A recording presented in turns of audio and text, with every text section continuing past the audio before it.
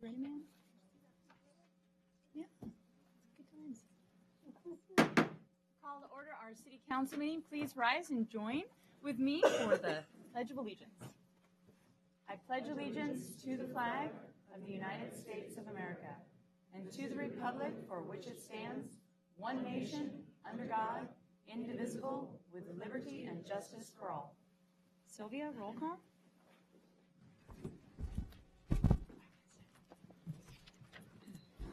Mayor Clark. Here. Council President Robinson. Here. Councilor Henderson. Here. Councilor King. Here. Councilor Kuiper. Here. Councilor Harris. Here. Councilor Browse. Here. Thank you. Thank you, Sylvia. Approval of agenda. Do I have a motion to approve? I move to approve the agenda as stated. I second. All in favor? Aye. Opposed? Hearing none, motion carries. Thank you. Consent agenda. Approval of December 1st, 2015 City Council meeting minutes. Approval of December 15th, 2015 City Council meeting minutes. Do I have a motion to approve the consent agenda? I move consent. I'll second. All in favor? Aye. Opposed? Hearing none, motion carries. Presentations, recognition of Eagle Scout Award recipients. And I understand that Mr. Ryan Chidlaw is here. Could you come forward, Ryan?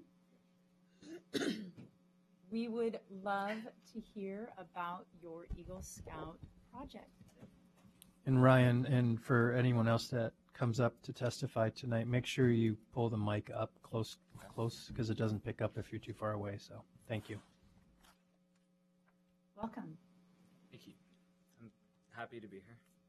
So tell us about your project. All right, so I did my project last year in August, and I was working at Gibbs Cemetery, which is in between Sherwood and Newburgh on top of the hills back there. I was putting in benches up at the cemetery and giving a cleanup, so to make the cemetery look nicer.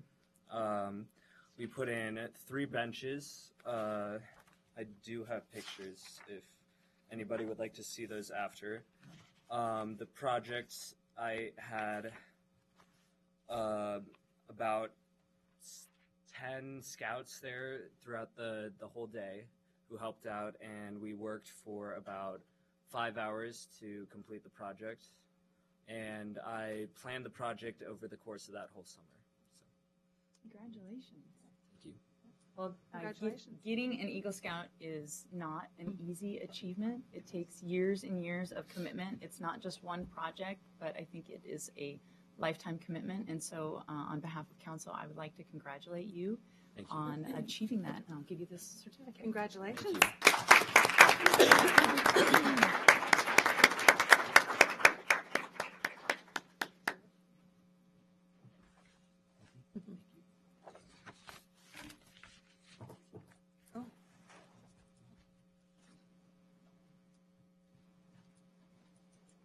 I have 2 other Eagle Scout awards that did not RSVP, and so if you are here, please raise your hand and I'll call you forward.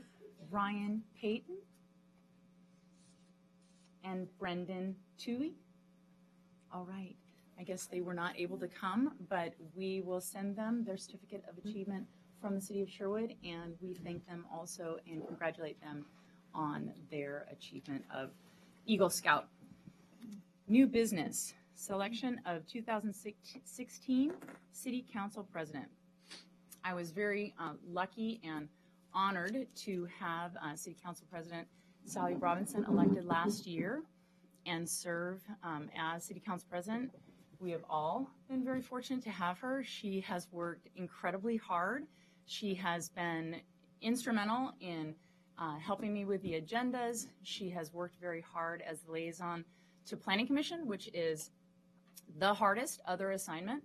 It meets every Tuesday that council does not, and so that means you have a meeting every single Tuesday night. And so through planning, she also was the liaison to the Sherwood West project, because that was an offshoot.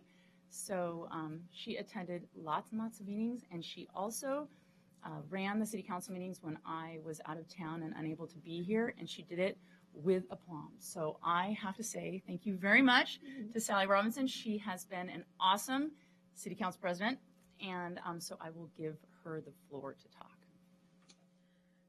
Thank you, Madam Mayor. I wanted to thank council for the opportunity to serve as your council president.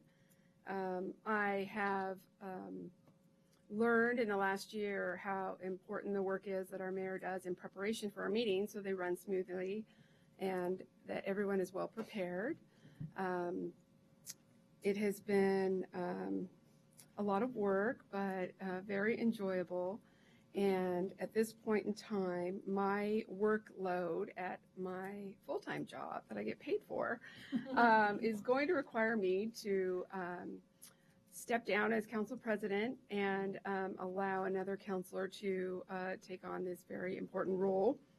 I think it would be meaningful for other councilors to have the opportunity to run a meeting and prepare for that running of a meeting because it gives you a unique perspective.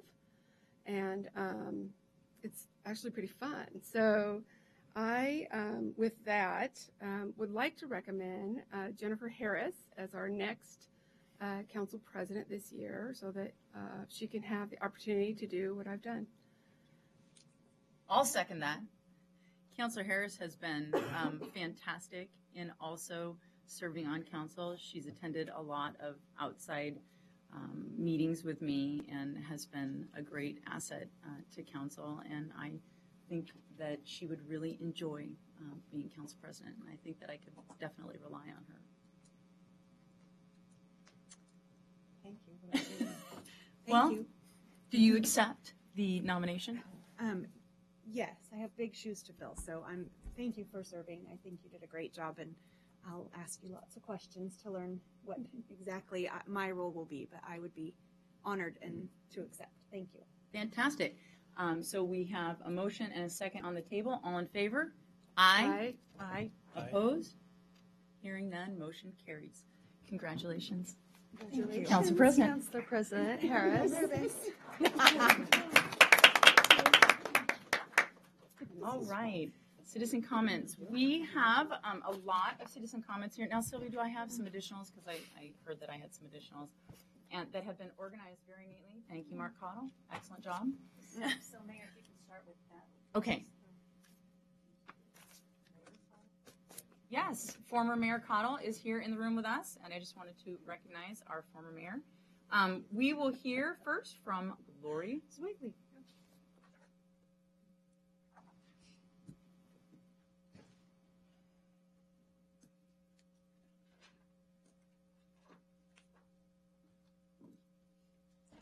Will this pick me up if I'm standing? It might not. Might want to hold that. Or just, if you speak loudly, Pick it up. I can speak loudly. we can project. Is that loud enough? Can I turn it up? Okay. All right.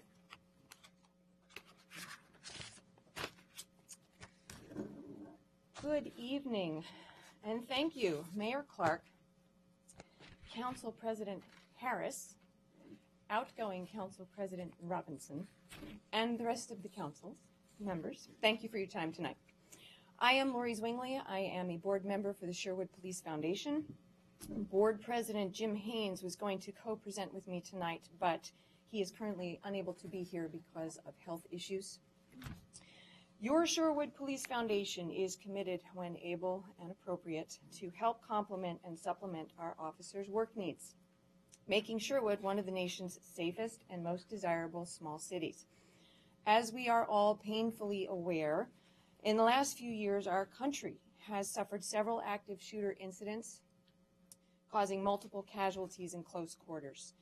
In response, Skedco Inc., which is a Tualatin company, has developed and now offers active shooter medical bags. Initially, these were intended for military use, but they can also be critical tools in the hands of police professionals as well. In fact, in a recent Sherwood suicide attempt, an assisting officer from King City used one of the key elements of one of these kits to successfully save the life of the intended victim. We are proud that through donations, the foundation can add this leading-edge tool, and again, these are active shooter medical bags, to the Sherwood Police Department's equipment inventory to assist our officers. The foundation has purchased 2 of these bags costing just over $700 a piece. With these bags, our responding officers can provide critical care to multiple injured victims by immediately carrying and deploying many essential emergency medical items to the point of attack. Depending on the situation, the medical bag can be mounted as a front pack, it can be attached to an assault vest, it can be used as a fanny pack, or it can be carried as a messenger bag. I won't take the time to deploy all of its resources for you, but think of it as a Swiss Army knife of emergency medical equipment. It is easy to use, it's purpose-driven, and it's compact. The bag works in layers. The handle can house a knife in here. The front exterior holds medical gear in each of these pockets and other small items. There's a pocket up front here that can hold examination gloves and bandage shears. The bag quickly opens and can work as a tray workstation when worn, or it can work as a wall hanging unit. It can also open up and be laid flat. When open, large pockets can hold items from the abdominal dressings that we have here to IV bags and accessories. There are tourniquets in here, and you could put a bag valve mask in here as well if you desired. That was cute. Cue. That was a cue. Cue, Captain. For those who are on the camera, she was cueing. Stop. A Okay. mesh pocket can store a wide variety of treatment tools, such as breathing adjuncts like endotracheal and J tubes, along with additional hemostatic gauze or tourniquets, as we have loaded these bags with. A deeper layer underneath this initial pocket can fit larger items like splints and chem lights, although we've chosen to pack ours with more field dressings. There's also rolls of adhesive tape, which I just disconnected. These 2 active shooter bags are a valuable and we think forward-thinking response to new threats for the safety of any community. And we also consider them a nod, if you will, to the professionalism, service, and dedication of Sherwood officers. You have before you now an inventory of the equipment in each of these 2 kits, as well as a link to Skedco to reference the video on their website, Pringle Workhorse Active Shooter Medical Chest, which is the proper name for this kit, if you'd like more information. With that, Captain Handler. It is the Police Foundation's honor to present the department with these 2 bags. We hope you never need them, but if you do, may they serve you well. Thank you very much.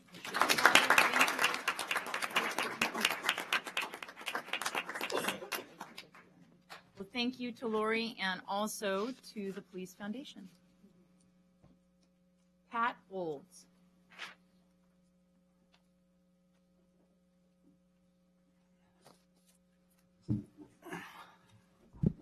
My name's Pat Olds, and I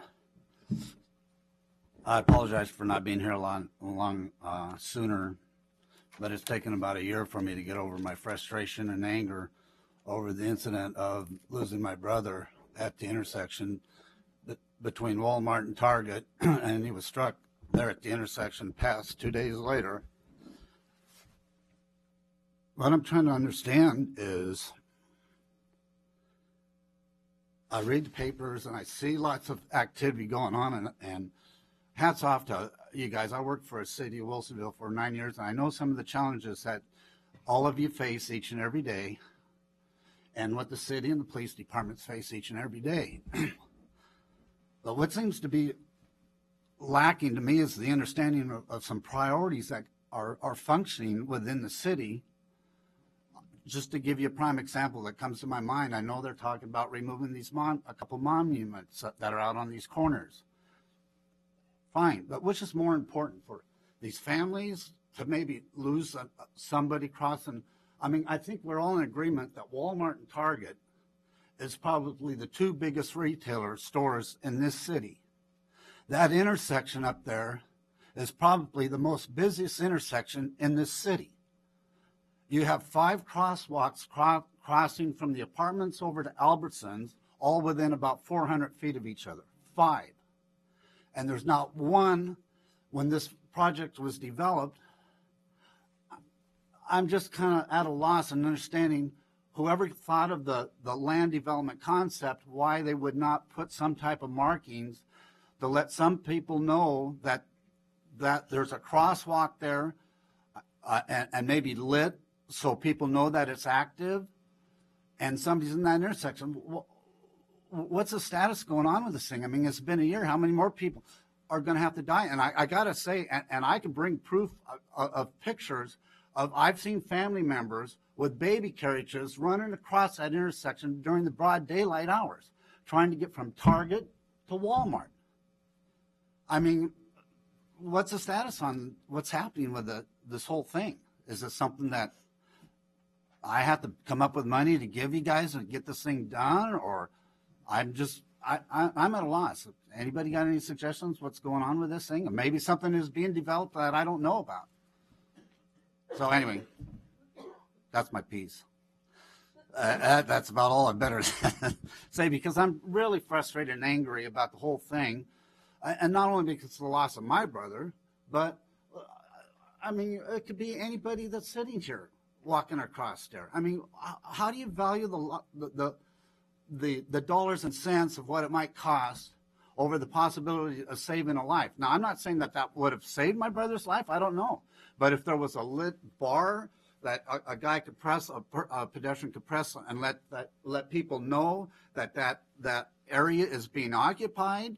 Sure, it might be dark and people can't see it, but it does happen to be some common sense when you're leaving on December 18th, you're leaving Walmart, that you should be looking out for people, I would think. I mean, as a shopper myself, anytime I'm in a high pedestrian traffic area, take special notice of stuff like that. So, but anyway, I'm just kind of curious what's being done about this whole thing. So, Mr. Olds, this is a time for you to give public comment to us. It's not a question and answer time, but if you have any additional, you have your 4 minutes. And Really? yeah, but I'm happy to have staff look into Mayor, the intersection. I can but we don't give- give a question and answer kind of a period here. Can I give a brief Absolutely, I'd love response? you to. I Yeah. know normally we don't, and I'll get you contact information. We do have plans to improve that intersection exactly with what you're suggesting. Joe, you're not really on your mic. Oh, sorry. Thank you. Thank you. I will do better. We do have improvements for that designed, and Julia, Bob's not here in terms of the timing of that. Was that a spring, summer construction schedule, I believe, to do that improvement? We don't actually have the timing. We need to identify Funding? budget, but it's something that could be done within a short time period. Sort of backing up, we needed a first study to see whether or not there could be a safe crossing put in there, because there are crossings at the roundabout and up at the intersection, and there are a lot of things going on there. So we needed to first analyze whether or not it would be more problematic to encourage people to cross there. We did a study a while ago and found that yes, we could, and we have some plans to move forward, but we need to identify exactly how we're going to fund that. And I believe it was at least $100,000 improvement. I don't have that off the top of my So head. anyway, you've submitted your information. I'd be happy to talk in more detail in terms of the timing and follow up with you directly, I appreciate especially it. in light of the tragedy in your own family. So, but we are going to address the intersection there. Good. Thank you for bringing Thank forward. you guys for your time. I sure appreciate it. I actually had a question on that. When the development was it just hit me when he was talking. When the development was put in, were there not requirements on pedestrian crossings That's at a that time? great question. I'm going to defer to Julia Hyduk, who And I don't have all the information. Certainly, we look at pedestrian connections, and there are pedestrian crossings. That intersection, that's a driveway, and there's a lot of things going on. I don't think we envisioned or frankly wanted people to cross there. That's probably not the safest place for people to cross, so we don't want to encourage people to cross there. And there were crosswalks at the roundabout and up at Twalage and Sherwood Road. That said, the reality is people are crossing there, and so it is a problem, and it's something that we realize we need to address further. that answer your question? It does. But is it normal for the city to then be paying for that, or would that be something that you would require of the developer when they brought that in? If it was something that was anticipated at the time, it's something that we potentially could require of the developer, but it's not something that was. Okay, but I'm just saying, in the future, maybe it's something Yes. that we want to be looking at, so that Absolutely. a tragedy of his brother doesn't happen in the future when we get, as development occurs in Sherwood. So thank you for your comments. Joe Casani? And Mayor, on some of those that are listed there, want to talk about the protesters Yes. at the Bogguses, you might want to wait Yes. and have them Yes, after. I've got 'em. Okay, I just wanted to make sure Thank you. some are separate, so. Yes. Hi. Welcome. Thanks. I wanted to talk about the proposed ban on the cannabis thing, and mainly just to make a couple of observations, because I have a business in the industry, so I'm quite familiar. So a couple of things on that. Okay, Yeah. excuse me. I'm sorry to interrupt, Mayor. If that's a public hearing item, Yeah, so Oh, we're going to okay. have to take your, Sure. since it is something on our public hearing, So we'll need to how take does your that work? comment So during the later in the public night hearing. then? Is Yeah, that or another and day? so Okay. I will, Okay. what I'll do is I'll just put it to the side. Great. And I'll call Okay, you up good. during the public Okay, comment. thanks. Okay, let's. Scott Nelson?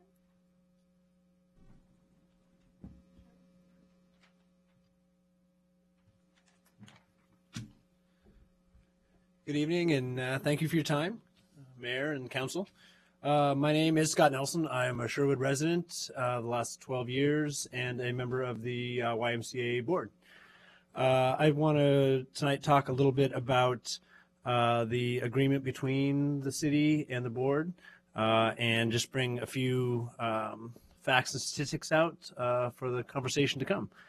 Over the last 17 years, the agreement between the city and the Y has produced the following financial benefits to the city and the city-owned YMCA building. At the building's opening, the Y raised the initial $125,000 for the pool slide. Years ago, the city and the Y agreed to add 10,000 square feet to the facility to enclose the sports court and add the teen center. The Y raised $250,000 in contributions, and the city borrowed the remaining $1.5 million. That $1.5 million in debt became the responsibility of the YMCA, and this year it will be paid off. Over the years, city managers and the Y agreed to forego dividing the annual operating surplus, if any, as was allowed in the agreement. Both parties did this to improve the city-owned asset and strengthen the YMCA operations.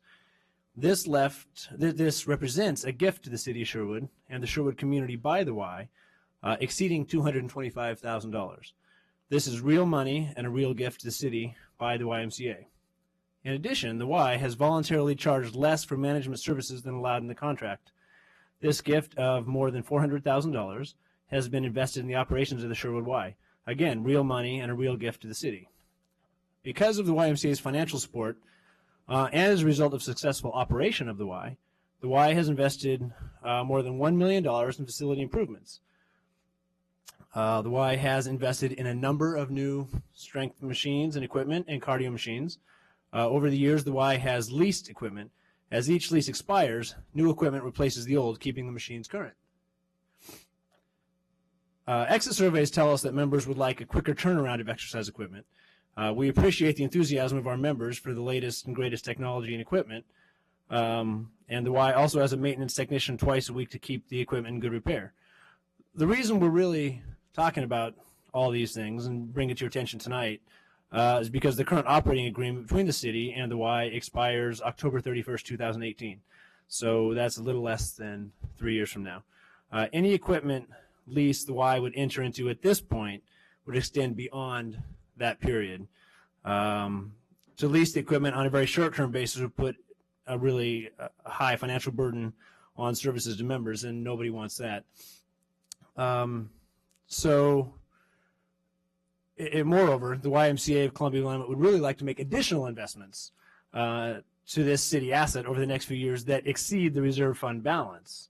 The Sherwood Y has identified other discretionary improvements to the facility, such as refinishing the sport court, new flooring on the lower level, new stair treads on the lower level, updated security systems, a court divider, walls for the free weight room and Studio 3, and finishing the locker room updates.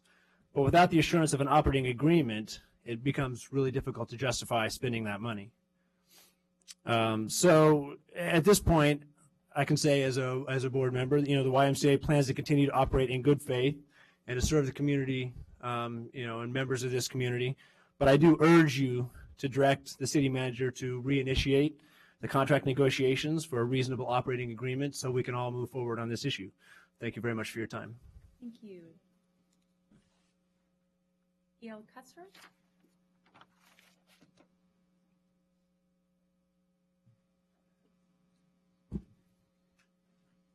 Good evening. Happy New Year. My name is Gail Cutsforth. I'm a Sherwood resident and also a member of the Sherwood Regional YMCA Board of Directors.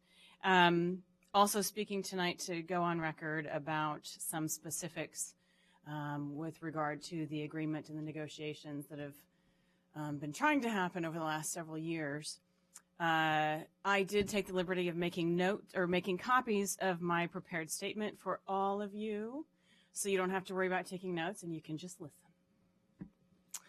On June 18th, 2013, then Councilor Clark, during council comments, brought up the discussion of the city YMCA operating agreement. Through the course of the conversation, Councilor Clark directed staff to send a letter requesting certain documents from the YMCA. Much conversation ensued, and ultimately the council agreed to proceed with requesting the documentation. Another staff directive was to hire a firm to review the existing operating agreement, and in the fall of 2013, TKW was hired to complete the review. Rob Moody of TKW conducted the evaluation of the agreement. The evaluation was to review the relevant terms and the compliance to those terms. The review focused on stated financial arrangements between the two parties and payments to the city under the agreement. Members of city council, city staff, and YMCA staff were all interviewed. Mr. Moody suggested that the current agreement should be reviewed and revisions made, specifically regarding financial terms and conditions. The city of Sherwood spent $6,500 of taxpayer funds for this study. YMCA designated staff and city staff met on various dates in 2014 to discuss the agreement. Those dates are May 19th, June 4th, September 18th, October 2nd, October 9th. The last day of negotiations was October 9th, 2014, 15 months ago. Since that date, the YMCA has repeatedly asked to continue negotiations and clean up the agreement. On December 15th, 2014, an updated version of a preliminary agreement was sent to Joe Gall from the YMCA for council review. To our knowledge, this review did not happen. The YMCA requested a special meeting to discuss the agreement and was denied. 7 months went by. Most recently, July 24th, 2015, the YMCA received a letter from the city referencing Section 33 specifically of the YMCA city agreement. The YMCA responded disagreeing with the city's interpretation and asking for an extension for the users who were being asked to vacate the YMCA. The extension was granted, and a meeting to discuss solely Section 33 was set up for November 6th, 2015 between city and YMCA staff members, and they are still working through this issue. Through some social media channels, it was noticed that 1 or 2 council members were under the impression that the YMCA was perhaps not willing to negotiate a new contract. Bob Hall, YMCA president and CEO, sent a letter to council on October 23rd, reiterating his desire to continue these negotiations. Mayor Clark replied to Bob Hall's letter on October 26th, stating, and I quote, "All communications regarding contract negotiations are to be handled directly by the City of Sherwood staff and not the City Council," end quote. A statement reflecting the same tone was submitted to the Archer and to the Sherwood Gazette. So where are we today? January 5th, 2016. In a monthly meeting with Joe Gall, Tuesday, November 24th, so a month after Mayor Clark's comments, Bob Hall asked about continued negotiations of the overall agreement. Joe's response was, "I'm waiting on direction from council." As a citizen of Sherwood, as well as a YMCA board member, I respectfully ask council to direct city staff to resume the negotiations, which will benefit both the city and the YMCA.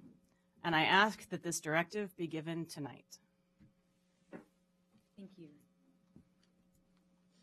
Okay, we have a lot of citizen comments tonight, and so I've been given an order that they are going to discuss a similar issue, and so we want to give everybody an opportunity to speak that wants to speak. I would only ask that there not be repeat of what someone else said, because that doesn't help us move forward in moving our business meeting forward. We are very glad you're here. We want to hear your comments. And so I will call you in the order that you've requested, because that's perfectly fine with me. But everybody gets 4 minutes if they want to use it, but you don't have to use all of it if you don't have anything more to say. So I will start with Tim Boggess.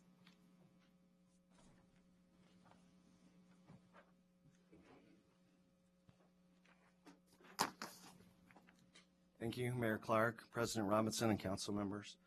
My name is Tim Boggess. I live at 15347 Southwest Sunset Boulevard.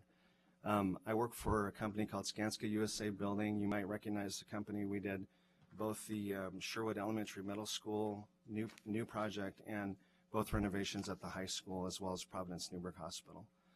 I'm here today because I'm concerned for the safety and livability of our city, and because of the lack of police action addressing protesters in our city neighborhoods. In a minute, my daughter will get up and play some audio of what my family and our neighbors have had to deal with over the last few months. This is an ongoing issue, but specifically I'm talking about incidents that are from the dates of May 2nd, May 23rd, May 28th, October 31st, November 15th, November 21st, and December 6th, during the day and as late as 11 p.m. at night. On these dates, my home and the surrounding neighborhood was victimized by this group. Among other tactics, the group used graffiti, bullhorns, personal threats, and screaming with the intent of waking the neighborhood, scaring young children and pets, and terrorizing families in our neighborhood. We've had several discussions with Chief Groth and meetings with Captain Hanlon and Officer Collins, and more recently with Joe Gall. At each of these meetings, they have assured us that action would be taken and that the laws of the city would be enforced. But when the protesters arrive, nothing is done. Further, a task force has been created. The task force consists of the FBI, Beaverton Police, Washington County, and Sherwood Police. There are specific tasks that Sherwood Police Department was asked to complete, including filing reports for every incident and trying to identify people that arrive in our neighborhoods. At best, these things are not being done consistently, and at worst, they're not being done at all. And the reports that I've reviewed actually have inconsistencies with really what happened at my house. I've gone out of my way to provide pictures and mugshots of the people known to be affiliated with this group to the Sherwood Police Department, and to date, the Sherwood Police Department has not identified one person. This inaction has caused the protesters to become even more brazen in their approach, as evidenced by the Sunday, December 6th event, when they arrived at approximately 11 p.m. using bullhorns and shouting. This event clearly broke the city laws, but not one citation was issued and no one was positively identified. These protesters are using terrorist tactics to try to intimidate and frighten my family, our neighbors, and the Sherwood Police Department. In subsequent meetings with Joe Gall and Josh Soper, the city attorney, it has become clear that the city attorney is directing our police force to ignore the laws that have been passed to protect the citizens of this community. For some reason, Mr. Soper has been focusing on the constitutionality of the ordinances instead of enforcing the ordinances in place. He is focusing on academic arguments against these ordinances instead of enforcing the law and waiting for the court to do their job, which is to interpret whether these laws are constitutional. This inaction has gone far enough. I'm concerned for the safety of my family and my neighbors. This inaction may be driving these people to more violent measures to get attention that they want. If you look at their social media, they are celebrating violent actions, including firebombing of different facilities. We have a petition that we've turned over to Sylvia that has over 55 names on it. Obviously, all of those people cannot be here today, but all of us we're asking the council to direct the city attorney and the city manager to enforce the current laws and to pass a no residential picketing law that my attorney will explain shortly.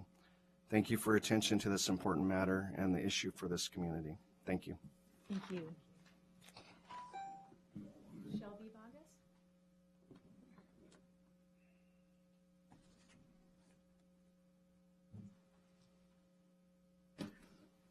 Hi, my name is Shelby Bogus.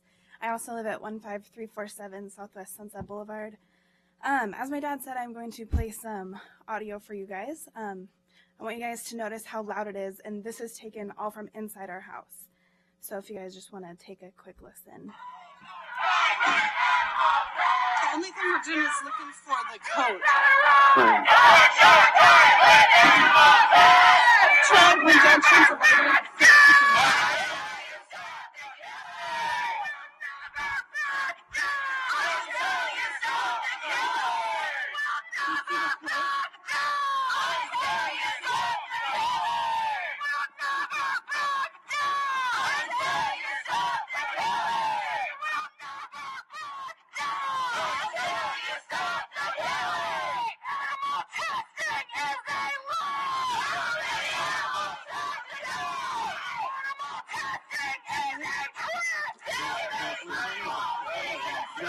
right there with the camera.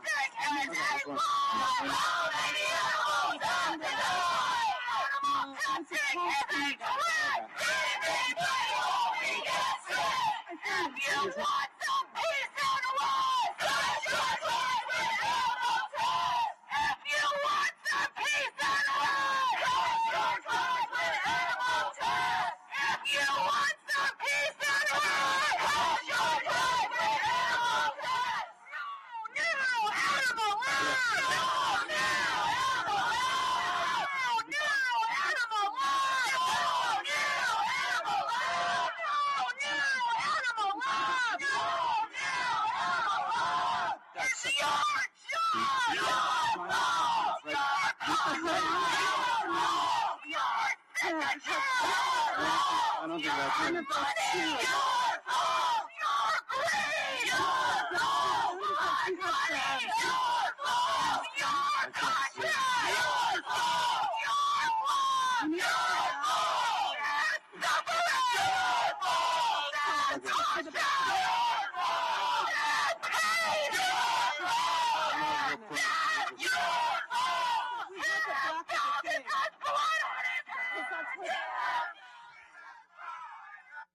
So there's still 30 seconds more in this video. And I would just like to point out that the police hadn't shown up at all during this video that we were taking. So that's obviously very scary. And this is very scary stuff that they're shouting. And we have neighbor kids and have a little brother. That's very scary. And this was late at night.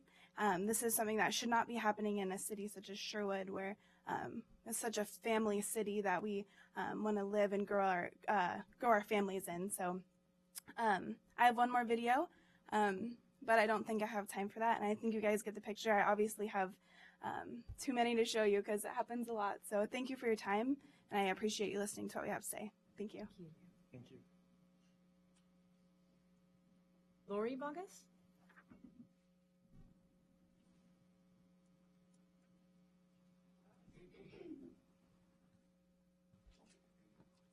Thank you for allowing me to speak tonight. My name is Lori Bogus, and I also live at 15347 Southwest Sunset Boulevard. When you all leave this place tonight, you will have put in a long day. You will be tired, probably hungry, ready to escape to the sanctuary of your homes. When you shut the door to your home, you will enter into your own private space. You will expect to shut out the world and retire in peace and quiet. This is exactly what my neighbors do day after day. They are all hardworking and family-oriented, and they are part of what makes our city great. But too many times the hardworking families in my neighborhood have had their homes invaded by the noise of these picketers. The protesters hold my family and our neighbors as captive victims. We have no place to escape to. This type of activity is truly an invasion into our homes and our privacy. Despite promises to uphold the law from the police chief and the city manager, not one citation has been issued to these protesters. City Attorney Josh Soper has informed us that he has directed the police not to issue any noise violation citations for any reason because he questions the constitutionality of the law. I would argue that the job of the police is not to question the law, but to uphold it as it is written. The direction from the City of Sherwood to the police is putting patrol officers in the position of being judge and jury. This is causing confusion among officers and resentment among citizens. The police should only be in business of enforcing the law, not interpreting it. The residents of my neighborhood and all of Sherwood deserve to get what we have already paid for in taxes. We have already paid the city manager and the police force to enforce the laws, all of them. This includes noise ordinance enforcement.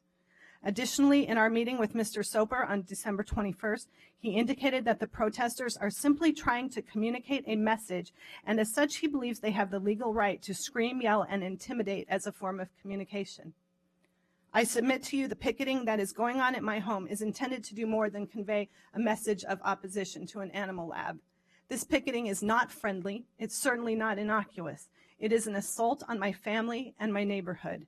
It interferes with our daily lives and the privacy of our homes and does not serve as a reasonable communicative purpose. We have presented the city manager and attorney with a packet of information regarding residential picketing ordinances. While our esteemed city attorney is fearful and reticent to pursue such a law, I would submit to you that this type of law is important for the city of Sherwood. It protects all citizens against residential protesting. This isn't just a Bogus family thing. This is important for our city. This law would empower the police and would be a concrete step in eliminating disturbances like we are facing. Picketing for the purpose of imposing psychological harm to listeners is not constitutionally protected. In fact, the U.S. Supreme Court agrees that residential picketing ordinances are valuable in protecting the well-being, tranquility, and privacy of the home. As Justice Sandra Day O'Connor stated in Frisbee versus Schultz, preserving the sanctity of the home, the one retreat to which men and women can escape from the tribulations of their daily pursuits, is surely an important value.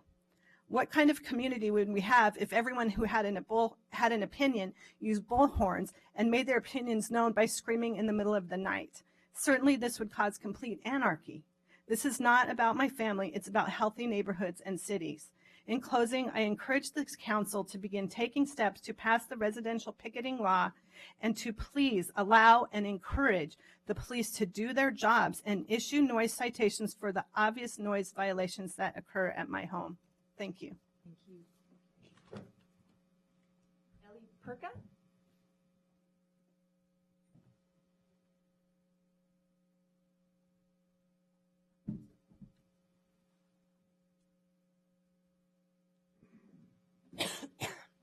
Good evening, Mayor Clark, council members. My name is Ellie Perka. I'm a lawyer from Seattle, and I represent the Boguses, and have been working with them with regard to the protester issues that have been ongoing for quite some time, as you heard. The first thing I wanted to touch on is, I mean, you really just heard it from the Boguses themselves, but I really would like to emphasize the severity of the conduct that's happening here. Again, what we just heard in that video, very loud screaming that can be recorded inside their home, threatening phrases. We will never back down until you stop the killing. If you want peace and rest, something about animal tests. So I think it's really important in this conversation to recognize that this is very threatening, aggressive behavior. Another important thing to remember is that the Boguses, I mean, they're not testing on animals. He's not a murderer. He's not a killer. He's a contractor. Furthermore, this facility that's being protested is not even in Oregon. This is about a building in Seattle, Washington, on University of Washington campuses. This protest group has targeted certain executives in Seattle that we've been dealing with, and now they're down in your community about a building that's, you know, in a different state. So in terms of the severity and the extent to which, you know, this conduct can occur, it's very real, and I encourage you to take it seriously. So I don't want to take up very much time because there's so many people that you should hear from. So just a couple of quick points about the actual ordinances that we're talking about. Wanted to cite them to you. The first is the actual noise ordinance, the overall noise ordinance, and that's 9.52030. And it says it's unlawful for any person to knowingly create, assist in creating, permit, or continue to permit the continuance of any, quote, noise disturbance. So that's what we're talking about here. And I know there have been some concerns about this ordinance and whether it's too broad or potentially unconstitutional. And I want to point out the fact that a noise disturbance is in fact defined under your ordinance. So it's not broad. It's very clear what a noise disturbance is. And in fact, your ordinance gives a bullet point of, I believe, 4 different instances, and then says, you know, they're not included. There's more things. These are just examples, right? So your ordinance says a noise disturbance is any sound which a noise disturbs, injures, or endangers the comfort, repose, health, peace, or safety of others. So that's not a broad thing to me. And what we just heard on the video recording, in my opinion, certainly is in violation of that. So again, very important that the noise disturbance is in fact defined under your ordinance. So the second is the bullhorn prohibition, which is more focused. And the citation for that one is 9.52040. And that, a couple of points I wanted to say is that is very specific because it gives actual times when bullhorns are prohibited in your neighborhood. And I'm not going to tell them they're in the ordinance.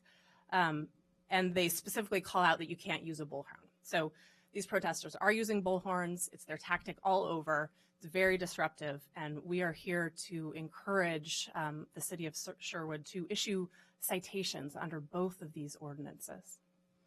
The constitutional issues are complicated and longer than we have to go into here today. I am willing to talk or answer any questions from anyone at any time, and I don't have time to talk about why I disagree that they are in fact constitutional. So thank you.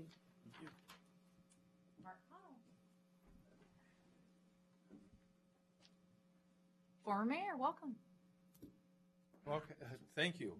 Thank you. It's nice to be on this side of the table, I think, because I can leave after I make comments. You don't sound like you miss it at all, though. Not too much. But I would like to address a couple issues. I actually do this lecture to the Scouts on citizenship in the community. The city attorney has no authority to direct officers of our community as to the enforceability of any ordinance. His job is strictly to give you, the council, the legislative body, the discretion and advice as to what he believes is constitutional or non-constitutional. And there's a reason for that. And the reason for that is these folks, the police, take an oath of office. And I had to look up my oath. Sylvia was too busy probably to find me the exact one. But my oath of office, and when you took the oath, you made an oath to uphold the laws of this community. He doesn't get to tell them which laws to uphold or not uphold. He gets to tell you which ones he believes have constitutional problems, and if they're serious, he should tell you to void that law so it cannot be enforced and fix it. That's what you're paying for. Just so you know, the current ordinance you have cites an Oregon Supreme Court case as to what is a viable noise ordinance when harassment in the second degree, which actually prohibits any noise that threatens, intimidates, or annoys based not on content, but on time, place, and manner. Meaning everything those people said was protected. But it's not protected if you bring it into a neighborhood at 11 o'clock at night and begin screaming it. Just so you know, I live behind the boxes, a football field's length, and I can hear them inside my house. That is a gross invasion of my constitutional right to privacy as announced in Roe versus Wade, when all the Bill of Rights assembled determined that there is a right of privacy. It's also a violation of my right to peaceful enjoyment of my property, also a constitutional right. So I would strongly encourage you and ask you to have the police uphold their oath of office, because I was severely disappointed when I called them. They showed up 4 minutes, 5 minutes late. Fine. We were about a 4 by 4 mile square city. Sat in his car 2 or 3 minutes until another officer showed up. So if they're frightened to face these protesters with all the armament they have, why the citizens stand out there having to endure it, it's a little bit sad when we pay you to take care of these problems. Otherwise, you're going to have citizens like me going down there and standing in front of them, which is not going to be good. And we're going to have citizens like me coming to your homes at 11 o'clock at night with blowhorns, and the police will be constitutionally prohibited from inflicting any penalty upon us for 2 reasons. One, the great legal scholar has said it's unconstitutional to do so. And number 2, you cannot be arbitrary and capricious in your enforcement of the ordinance. You have to enforce it equally. And so all we're asking is, let us have a little peace until you fix whatever he says is the problem. They're under an oath of office, that violation of which is punishable by loss of their license to be police officers. And they shouldn't be in that position. Thank you so much. Thank you. Thank you. Jeff Roberts?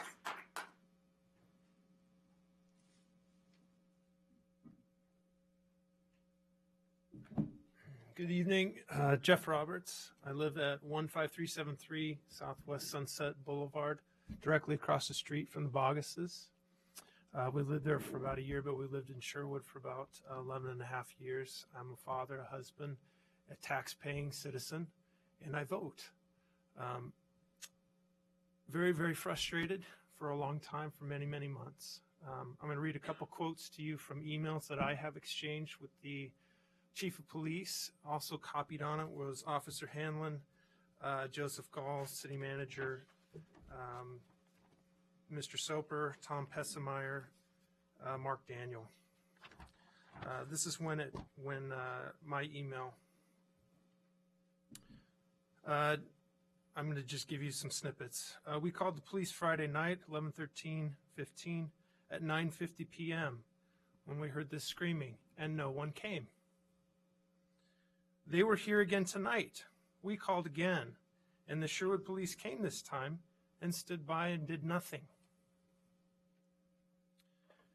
Mr. Groth, back to me. While they do have the right to protest, they do not have the right to disturb the peace.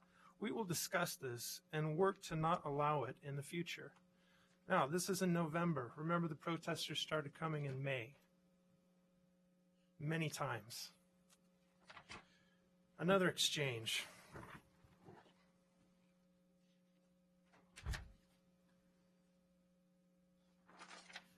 After they came yet again about 10 days later. Jeff, our officers have been directed to identify and cite anyone using bullhorns. I can assure you I have made my expectations abundantly clear, and we have given clear direction to officers and believe they will address the bullhorn issue appropriately. That was in November 24th. That was about a week or so before they came at 11 p.m., and my sweet wife had had enough. They wake up our kids wake up crying and scared and run into our room and ask what's going on. Now, some of you had children, most of you have children. I want you to imagine having that conversation with your kids. Why are these people here? Who are they? Why are they doing this? And then to say, well, we've called the police and the police are down there. Well, why aren't the police making them stop? I don't know. So obviously I can't ask you questions, but I'm going to ask some rhetorical questions. What would you do to someone who broke the law, sped in the same place 6 times in a row, and they were given a warning 6 times if they were endangering people's lives? At some point, you're past the warning stage. You're past the talking stage. We're past the trust stage. If you want to say, I'm sorry, okay, that works the first time, but 6 times, I'm sorry, okay, I forgive you, but I don't trust you anymore. And that's where we're at. If the police chief, if the city manager, if the city attorney are all aware of this. Mayor, I emailed you last month, and you said, I've met with the city manager. I've requested an action. What's happened in a month? I emailed 3 of you, specifically city councilor members. Renee Bruce, thanks for responding. You were the only one to even respond to me, to at least discuss this on a personal level. We are citizens here. My kids go to school with your kids. But if I don't do my job, I get fired. I have to go live somewhere else. I work hard so I can live in Sherwood. If people who are elected, who are voted in, don't do their job, I don't want them here. If you're not going to lead, then pass the baton to someone who will. I've also asked Chief Growth, if you're not going to follow this, then tell me as a father what I can do within my rights and within the law to protect my family. That's what we're asking you to do. Thank you. Joan Roberts? We're going to assume that the audience agrees with what's being said, so we don't need the applause. It just feels good for Santa. Mayor, may I respond to his comments real quick? I'm going to let the public comment to continue first. Okay, at the end, may I respond to that? Then we'll bring it to staff to respond first, and then Okay. I'll give you an opportunity to speak. All right. My name is Joan Roberts, and I am Jeff Roberts' wife. Live at 15373 right across from the Bogus family, and our house is right there on the street. We've, like I said, which has already been said, since May we've been dealing with the noise, the protesters coming to our home. I think my main concern is that I live in Sherwood. I chose to live here because I knew it was a safe place to live. I love this city. It's a fabulous place to live. And I live here because I know that my children are safe. I know that they're protected. And it's very disturbing, very upsetting to me that this kind of action is going on with nothing being done in a place where I want my family to be safe. The last time that the protesters showed up, it was 11 o'clock at night, and I had called the police probably 3 or 4 times by that time. The first time I called, I don't think they ever showed up. The second time, it was late, nothing was going on. So I confronted the protesters myself. I went out there at 11 o'clock at night and told them to go home. I said, I yelled at them. I said, go home. This is not okay. I have children who are trying to sleep. You're disrupting the peace. And they looked at me with hatred. They looked at me with hatred, with contempt. I think one of the guys there looked like he was about ready to spit in my face. So this is me as a mother. I have 4 children, 4 daughters, and I live on a street with all very young children, girls and boys. And if I don't feel like I can be protected by the city, by the police, that is not good. That is not a good thing. And I want you to imagine, each of your children, if you have them, or families. I know you all have families. If this was happening to them or to you personally, what would you do? How would you feel? So I just wanted to say that and hope that this council and the attorney and the police and the city manager will do something about this, and soon. Thank you. Thank you, Joan. Claude Campbell?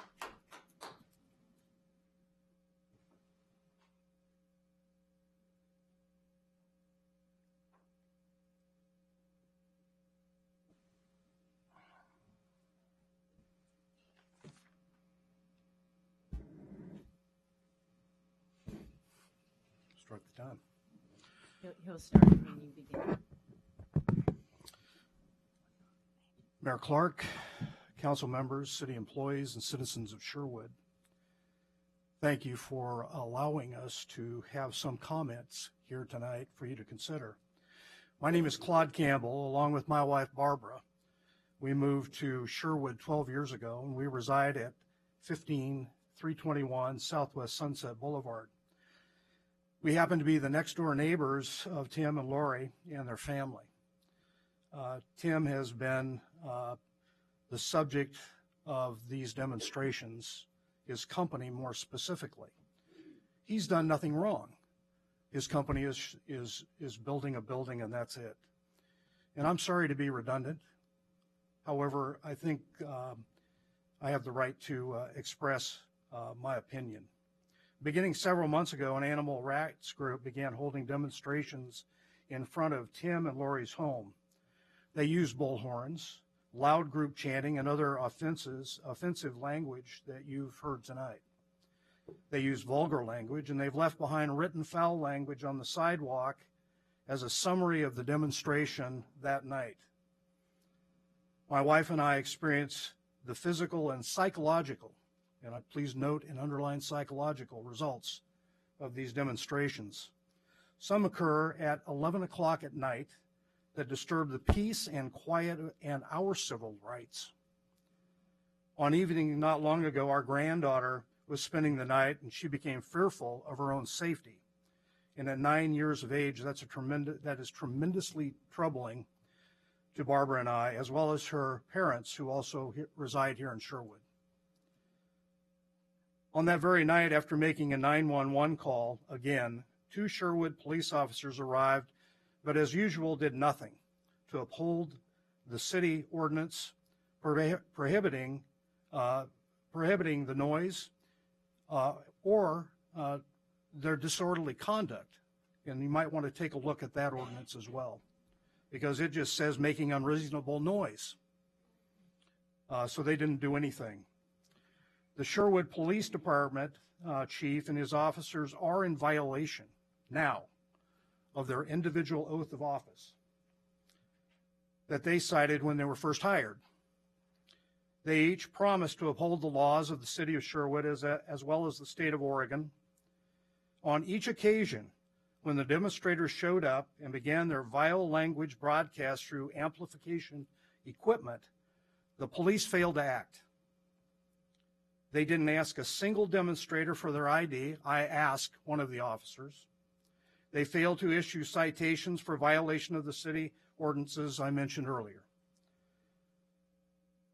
They usually did nothing. They sat in their car.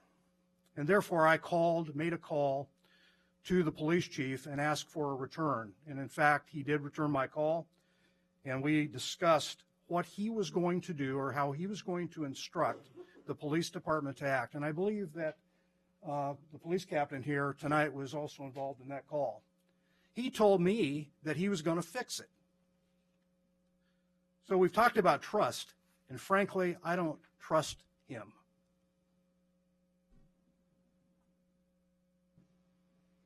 I'm appalled at the lack of concern for the citizens of Sherwood and their civil rights. I've got 12 seconds. I'll be very direct. You also took an oath of office to uphold the laws. And I expect right now, vicariously, that you are also in violation of your oath. I ask that you consider the leadership of the police department and make changes. That's all I have. Thank you for hearing my comments. Thank you. Lance? Lance? Dowell? That was Lance? Yes. Lance? Thank you. No, that was... I'm Lance Dowdle. I also live on Sunset Boulevard. And I'm here specifically, I would like to talk concerning the protesters who show up and protest in front of our neighbor's home. They take great care in planning and preparing to disrupt the lives of others. They hold meetings for this purpose. Then when the police show up, there's nothing done to cite them for breaking the laws of our community or even discourage them from coming back. We have heard from one of the officers, I heard from one of the officers through a video on December 6, 2015, that they left when they were asked, and that was nothing more than he was going to do, even though the laws of Sherwood were broken. With that same logic, I would like our police officers use the same restraint when dealing with the other infractions around the city. For a citizen who does not come to a complete stop, why is he then there given a citation? For the citizen who's going a few miles an hour faster through a school zone is cited and treated like a common criminal. for a citizen going 5 miles an hour over a 35-mile-an-hour speed zone, followed all the way down Sunset Boulevard, all the way into downtown, then pulled over and cited. And for instilling the fear of our citizens afraid to run a red light with a, let me read this exactly how I wrote it. For the citizen who is afraid of running through a yellow light with our red light cameras, unsafely puts on her brakes to stop in front of a construction truck loaded with a trailer and then gets rear-ended for fear of running the yellow light. You have done a great job creating fear and mistrust between the police and the citizens. Instead of serving and protecting, it feels like you're more on the hunt and the take up from the common citizens. Each example I cited was a mistake or an oversight. Not one of those examples was planned or prepared for. The person speeding through the school zone did not wake up and say, I want to scare or harm children. Nor does a person say, I want to not come to a complete stop at a four-way stop today. Nor does a person going a little faster than posted want to say he wants to break the land speed record to get to work.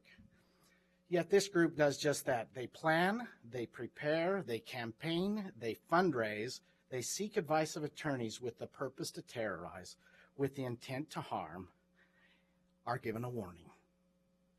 They certainly do not stop as soon as they see the red lights, much like the person who has made a minor traffic infraction. I've never heard of someone being stopped for speeding, getting a warning, and then speeding away to spite the officers and then show up a few days later and do the same. Yet you allow this each time the protesters show up. All I ask is for consistency in enforcing the law and to remember all of you and all who work and volunteer for the city work for us. It's really a shame. I don't have a lot of respect. I don't trust our police officers in Sherwood. I have more distrust for our Sherwood police officers, yet I can be entitled, and I have that same. When I was building my house, every contractor got a speeding ticket, to the point where our contractors, the new contractors, will not do work in Sherwood anymore. Congratulations on making people afraid to come through Sherwood. They won't even stop to eat here or shop here. And that is a problem. That is a problem that you have in this city. People will not come here because of the police force harassing people coming through town. And I'm not the only person that feels like this. I know people who've left and moved because of that. We need to fix that problem. And you've shown that it's the inconsistencies that we have in the city, and I'm not proud of that. I like Sherwood, but I don't have to stay anymore. My kids are getting older. Thank you. Andy Jensen?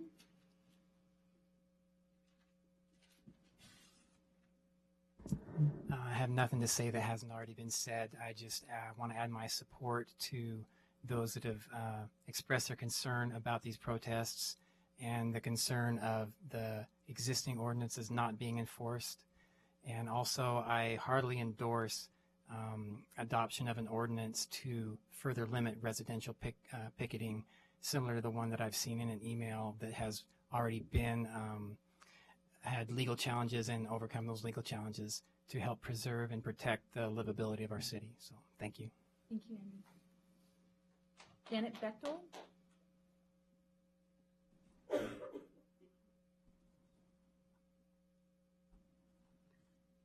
Hello.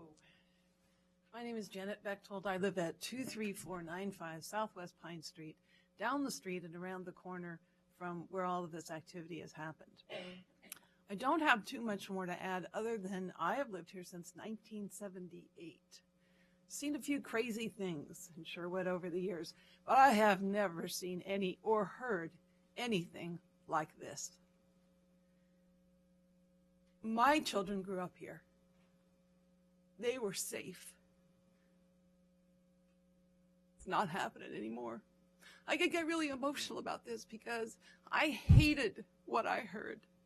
I hated hearing these people saying vile things that terrorized our whole neighborhood and the children that are in our neighborhood. As far as constitutionality goes, I think that you are handed something that tells you the Supreme Court twice has upheld the kinds of things that these folks are asking you to do. Please do it. Thank you. Eugene Stewart?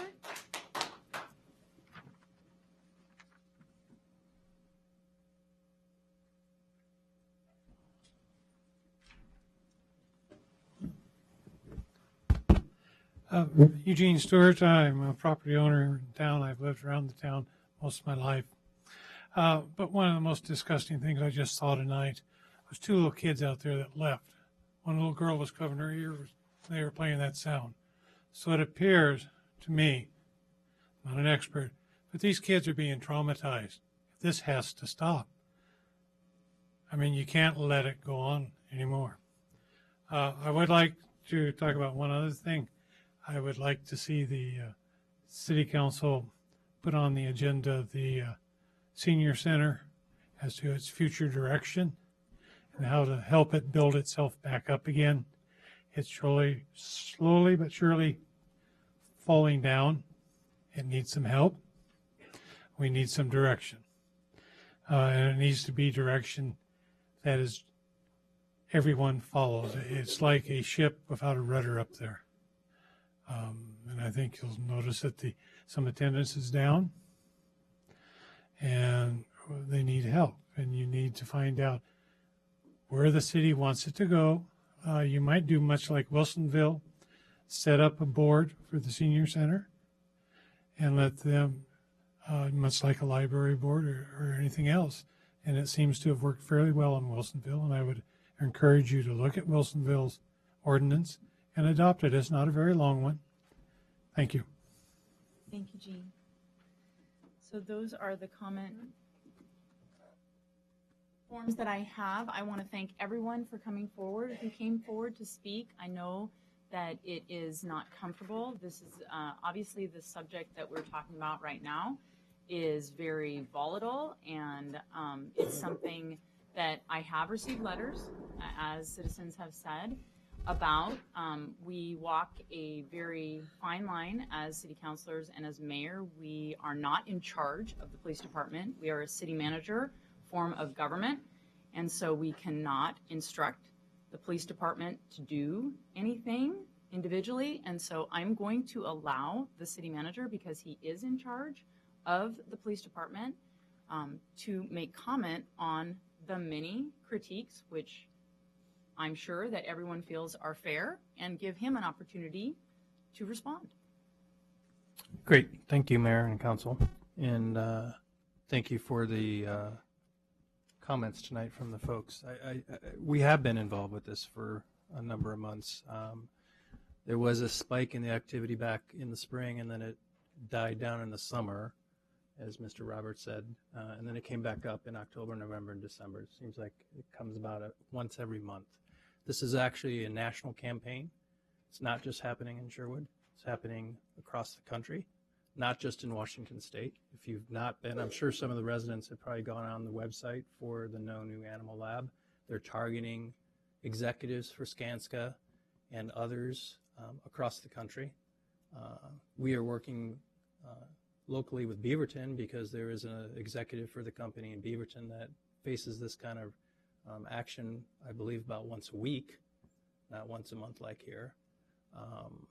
And we have been working, I've been involved probably the last 6 weeks. Up until that point, it was largely the police department that was involved. Chief Growth isn't here tonight, and I apologize. He is not here because he had a death in the family, and he's gone this week on vacation. So Captain Hanlon in a moment is going to talk. I think it's important to hear from the police department in terms of how they have responded to this and the challenges, and then I'm going to let Mr. Soper talk about some of the legal challenges associated with this. And then I would like to talk to the council and get some feedback about future direction. We've had, in particular, a request from the Skanska company, their attorney, and it sounds like the neighborhood folks are very interested in this residential picketing ordinance. I have some information about that. I'd like to have that discussion with the council. This is a difficult issue. I empathize, obviously, with the folks that are in the neighborhood that have been dealing with this. If I had to deal with this in my own neighborhood, I would be just as frustrated. Probably would have been in here earlier. That's probably not going very far for you. That's why you're here tonight. We're hearing things like, we don't trust the police department, we're not doing enough, and that certainly disappoints me that we've gotten to that point. But there are ways to address this and to fix this and to try to address this. and to do a better job, because I believe we still are a safe community. It may not feel safe when these folks come to your neighborhood and do this. I understand that. But we are still a very safe community, and we need to fix this. And I'm not a legal expert in terms of free speech rights. We're seeing this, it's playing out in Oregon right now. What's going on in Harney County? I mean, there's a lot of anger in this country, and people are expressing it in ways that are testing boundaries and competing rights. So I'm going to let the folks that are interpreting the law, which is Josh and Mr. Cottle and others, have raised some questions that I'm sure Mr. Soper would like to respond to.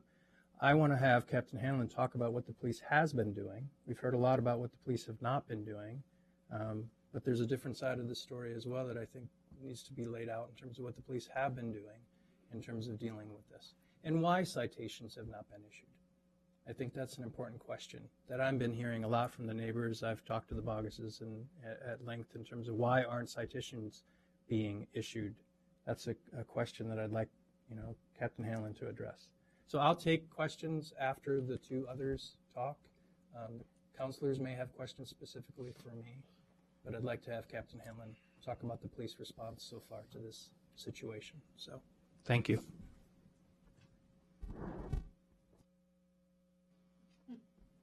There we go. Thank you. Just to reiterate, and I do empathize, and I appreciate you coming down and expressing your concerns.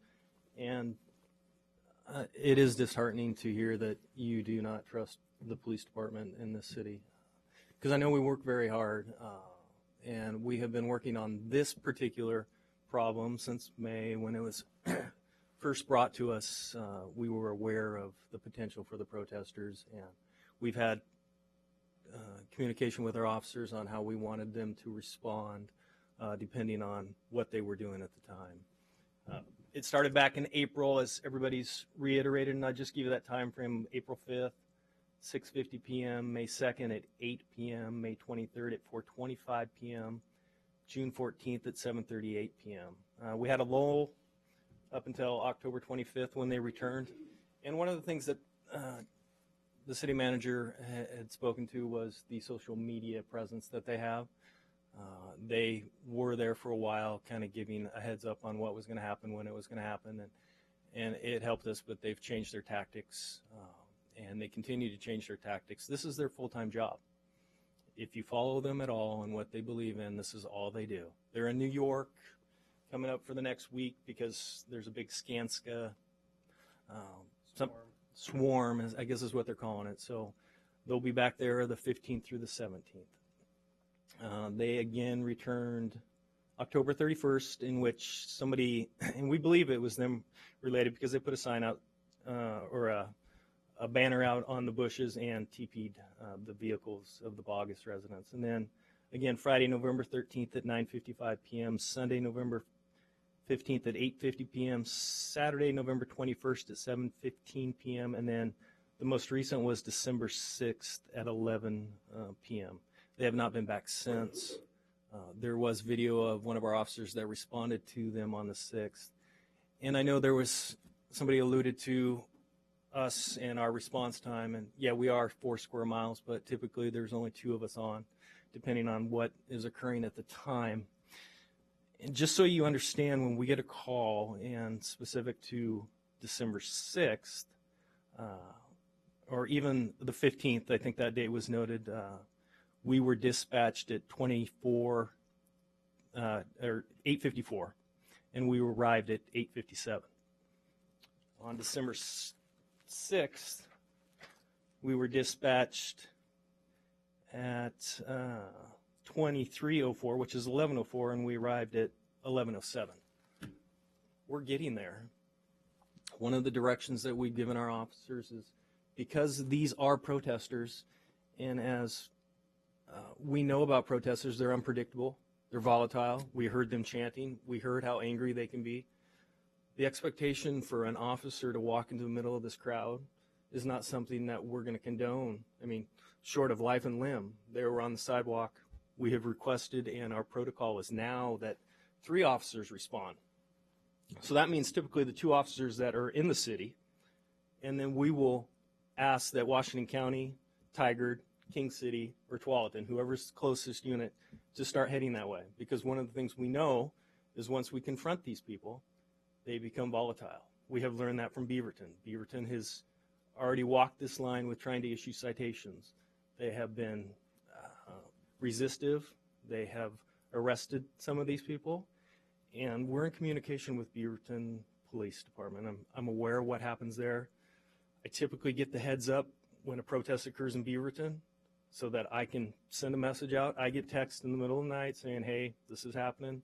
I let our officers know. We have spent a documented, and it's just a number, but it's the effort that we're making is just in our MDCs, which is our mobile computers in the car. So we go out on an event. It's documented that we're there. We've been there 144 times. So those are extra patrols. Those are the efforts that we're making to try and discourage these people. We don't know if we've impacted them. We don't know if because we're sitting out there they've driven by and decided not to come. Thankfully, we are clear out in the south end of this county, so their new tactics of hit and run, they like to show up, get on their bullhorns for 10 or 15 minutes, and then they're gone before. And I speak specifically to Beaverton because that executive is up north, so it takes them longer to get there. Again, we can get here quickly. We do want to issue the citations for the bullhorn use. We have been in discussion on how we can make that work. I know there is frustrations. I've had conversations with the Boggess family, and we're hoping that we can tackle this thing collectively. It's not something that we expect you to endure. We just need to be able to do it as a team here, and how we get there is our next step. So, two questions that I think people maybe, why, when an officer gets there, I watched that video on December 6th, and the officer had approached the group. He was the only one there at the time. He was waiting for other officers. He approached the group, told them that they were violating the noise ordinance, told them that they would be issued citations if they didn't stop. The two leaders of the group went back to the other group, had a short conversation, and they basically were chanting, but they went to their cars. So no citations were issued. From the officer's standpoint, I guess from a legal or a law enforcement standpoint, was there a need to issue citations? Why weren't citations issued? I think that's a lot what I'm hearing from the Boggesses and from the citizens in the neighborhood. They don't understand that. And it would be helpful to talk a little bit about that specific instance in terms of why wasn't a citation issued. Because I think that's the expectation the folks have. Yeah. That's certainly a conversation we've had internally as well. And if we're speaking to the December 6th incident, we have recordings of an officer who's arrived on scene. He's the sole officer, and he's waiting for an additional officer to arrive. He had made contact with people that we know were involved in this, a couple of the two that spearhead this along with a couple of the others. But once contact was made, they made contact with the rest of the group and dispersed. And it was about that time, again, I'm going off the video, and officers recounted this, is that it's within a few minutes and they were all gone. The one thing that we did note is in the one directive that we've always had in the last month was trying to identify those bullhorn users, because that was the driving force behind this. That's the thing that is waking people up and causing the disturbance. In this particular incident, a bullhorn was seen, but it wasn't being used at the time. And the officer, because of the circumstances and the fact that they dispersed, he did not identify anybody, nor did he issue a citation. Now, speaking regarding the yelling and the chanting, that is the conversation we've had where it's gotten, I guess, a little ambiguous as to how you can enforce that, and what I probably should let Josh address that piece of it.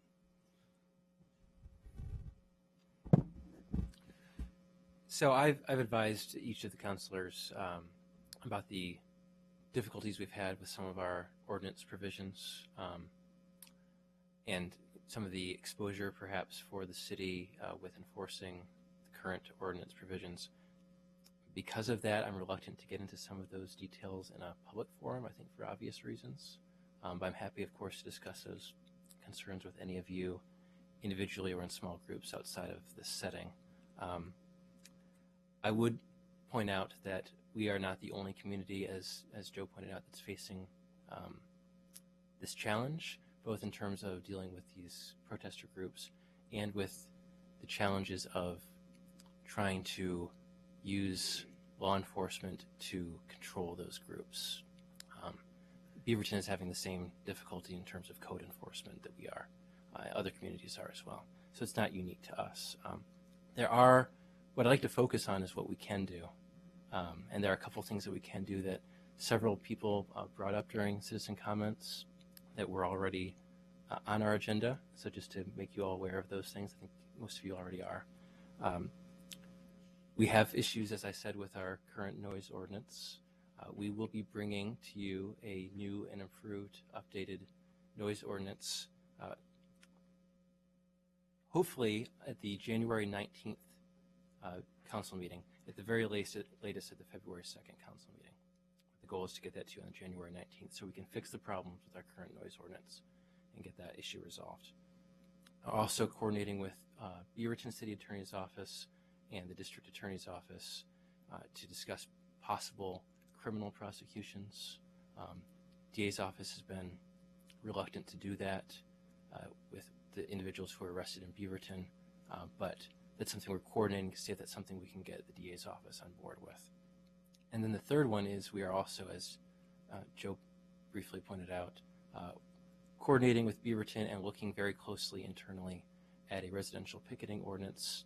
I think Joe wanted to discuss that with you a bit more further, but that's definitely something that we are looking at, and hopefully we'll be bringing a recommendation to council at some point in the very near future.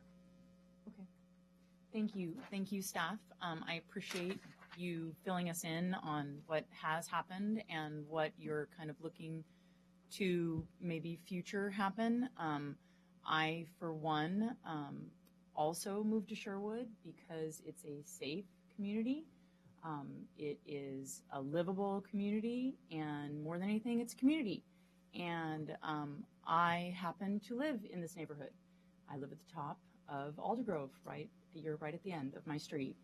And so I'm very aware of the area. And whether I lived there or whether I didn't, it's in Sherwood. And so we want to be a solutions-oriented council. And I know that. I know that everyone's sitting here.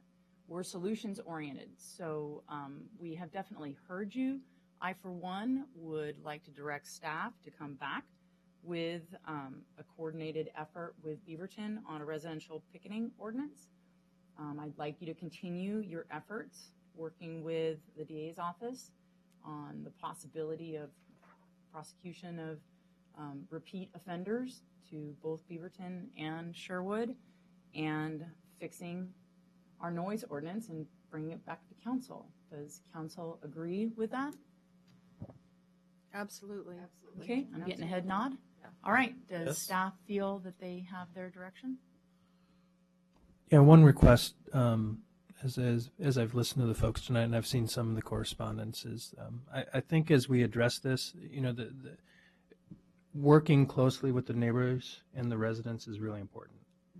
I mean, I've had good conversations with the Bogguses directly, but I've not had conversations with some of the other neighbors. And we need to. We're not going to be able to solve this as a community. Your neighborhood is affected, but this is bigger than just your neighborhood. The livability of this community is being challenged mainly by outsiders. Yeah. They're doing it across the country, but they're doing it here. And quite honestly, as I'm sitting here and listening to this and thinking about this, we're not used to this as a city police department. This is not normal in Sherwood. I'm not making excuses for the police. I'm just saying this is not something that we normally deal with. So, there have been citations issued in Beaverton that have been thrown out. A citation is essentially a ticket.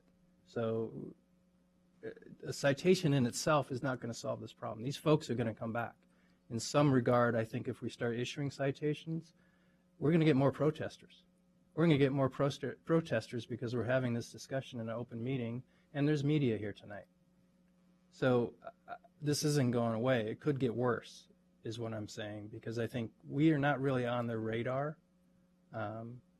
We will be more on their radar now, I think. So,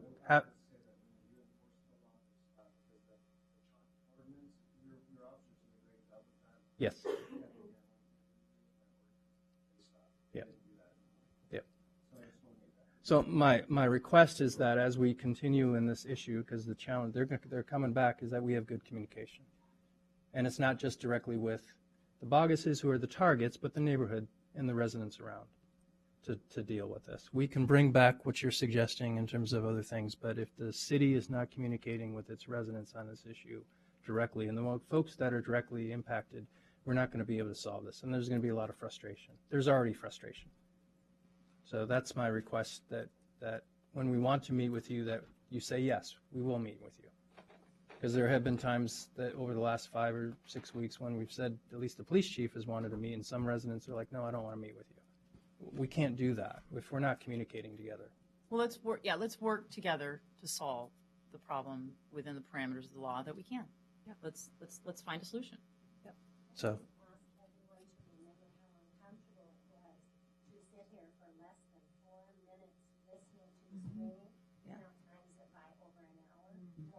Yeah, I think the point was well made. I mean, I don't think anyone is arguing the point. I mean, I think the point is not being argued at all. I think it's more, let's find a solution. Let's fix the problem together. I'm much more interested in that because that's what a community does. Yeah. Yeah, and I understand your frustration, and so let's.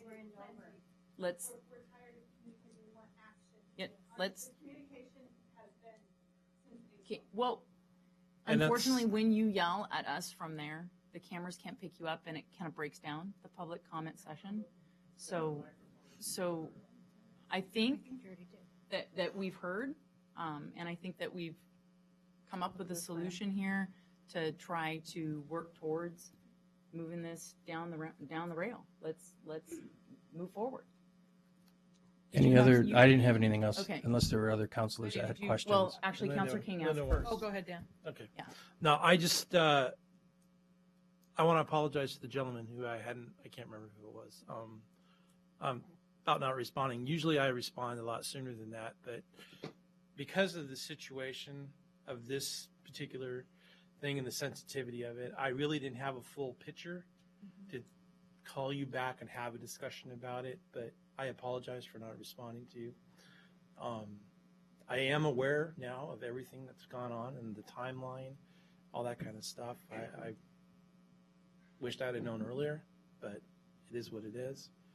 And now that I know what is going on and what has transpired, and talking to the various staff, we are going to address this problem. This is something that we've never faced before, so it's something that we'll address. I wish we could do something about it tonight, but it's going to take a little bit of time. So I'm just asking for your patience, and I hope that we can find a solution that, for the people who have lost trust in our police department can gain that trust back. It's, I can't control that, but that's my feeling and my attempt to, work and resolve this problem. So we will do our part. We'll do the best that we can. And I apologize for what you've had to go through. It's more than frustrating. So, and I just want you to know that we'll be thinking about this every day. So. Councilor Anderson. So, Captain Hanlon and Mr. Soper, ordinances take time to adopt. And there's a reason for that. The Oregon Constitution doesn't want us to adopt an ordinance quickly and get it passed before the citizens have an opportunity to weigh in on the ordinance, so that's going to take some time, and I fully support that. But what is going to happen the next time these protesters come? I mean, what will be our response. You say, I totally understand. I watched the videos myself, and we only have 2 officers on during the nighttime. And if you've ever done a ride-along, it takes 2.5 hours to process a DUI. So I don't think you want the officer to leave the DUI suspect and come to the picketing protest. So what's really hard on the officers is that they may not have a backup easily available. And if Joe's comments are true, which is now we're going to be on their radar, because what I predict is that this will hit the Oregonian after it hits the Gazette, the Tualatin Times, the Portland Tribune, and then the Oregonian, because Ray Pitts, the editor of the Gazette, is going to write about it. So that might mean more people will be coming. So realistically, what kind of response can we offer to these citizens and their neighbors in the interim, by the time it takes us to get a picketing ordinance, an anti-picketing ordinance, or a neighborhood picketing ordinance, and then amend the noise ordinance, which I have been asking for an amendment for a decade, and never had this situation come up. But we have to give them some hope, okay, or something. And the challenge is, I guess, after I watched the video, what I'd like to know from you is, what your plan is, and maybe that's something you can get to us. But I'd like to really give them something to take home tonight, instead of just the hope that these ordinances will come in place. Because, like Mr. Bogus says, when they chalked the sidewalk, as soon as you notified them that was not okay, they stopped doing it. Now that they know these ordinances are coming, guess what? That will elicit, I think, a bigger response in anticipation of this coming. So if you're an officer and you respond and there's 15 people there and you wait for backup, are you going to ask for their IDs? How do you go about handling a crowd like that, getting their IDs, preventing them from leaving, so that they understand that it's risen to a level that we think is serious and not okay, and we're going to do something about it. But if they are brazen enough, which sounds like they are, to come back to our community, I want to be able to send a message to them that can give these folks some comfort in the interim while we work on these ordinances, which take time. And I don't know what that response is. I've only heard, one night I was up and heard the protests, and I live down the street a little bit, but Gene Stewart's comment about the little girl who left is a brilliant analogy to what these people are going through. And we love this town for many different reasons. The irony is, at the beginning of the presentation, we've the police foundation presenting $1,500 worth of active, shooter packs for the police, and then at the end we hear that you don't trust the police, and that people leave this community because of our police. Honestly, I don't believe that. I don't believe people leave Sherwood because of our police department. And if they run a red light, then they ran a red light. But this is something we're still trying to figure out how to address. But can you please offer them something tonight that, or the opportunity to know what will happen in the future? We can't magically create a third patrol car at night. We don't have the budget for it.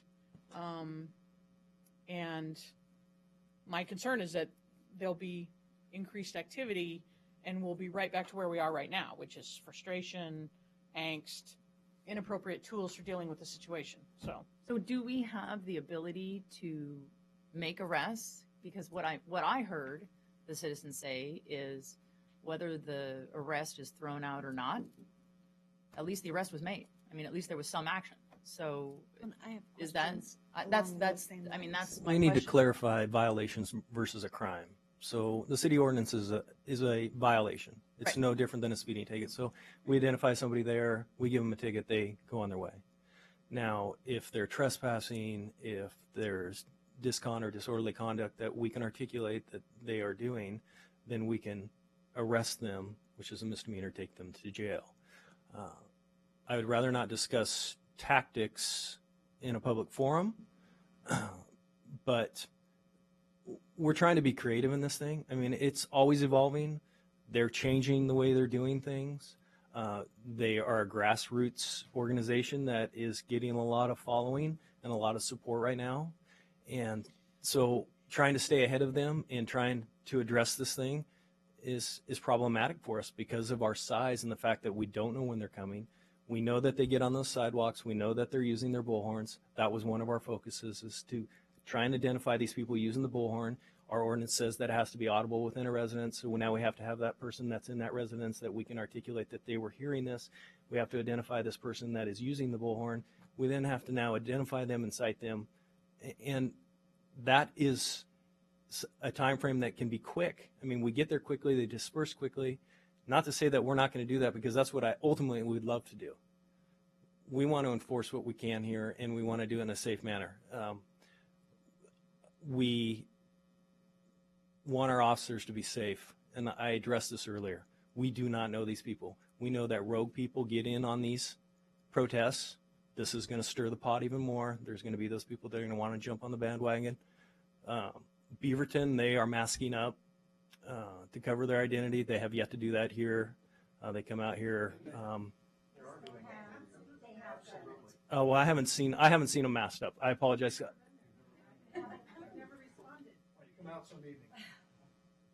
I could do that.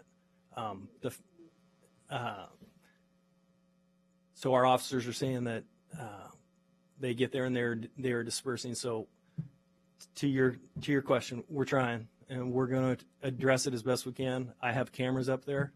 I have put them up there every week to try and make sure that I can capture images of these people. It's not video because the batteries and we just don't have the equipment to videotape this thing 24 hours a day. Like I said, 6:50 p.m. to 11 p.m., 7:15, 3:10 p.m. We don't know when they're coming, but we will be there, and it's going to be on a case-by-case basis, and I would obviously like to be there if I can. Yes, Councilor Harris, and then we need to move to our business. Okay. One of my questions is, one of the discussions was around December 6th. The call was made at 10:50, but you said you were dispatched at 11:04. So that, and then your time to get there was 11:07, which is 3 minutes. That's an acceptable time. But is that normal to have the lag between when they've made the call and when you guys get notified? And is that something we just go off a CAD? So the call was created at 11:03 and 7 seconds. That's when Mr. Campbell called. Dispatch received it at 11:03 and 52 seconds. They dispatched it at 11:04 and 18 seconds, and we arrived at 11:07 and 44 seconds. Okay. So that's by the time wherever we are in the city, it pops up on our screen. We read it, figure out where it's at. We drive there, and then we have a button that says arrive. We hit that, and that's when it documents us being on scene. that larger time discrepancy might be a clock issue with Washington County versus? No, we're all in the same. No, I mean with the homeowners. Yeah, correct. I mean, we're all going to round probably up or down just based on the circumstances at the time. So. And then in the video that I saw, the officer got every single license plate number. Yes. Were those run? So we Yes. talked about identification. It seems like we've identified at least. There was We know there, we know who they are. Yeah, it's there were some that we needed clarification on because, and we've worked with Beaverton to confirm some of those identities. But we do know probably 4 or 5 of the players that are involved in this thing that are frequent to this site. I'm trying to sort of just understand the process. I have had someone in my neighborhood who was driving erratically.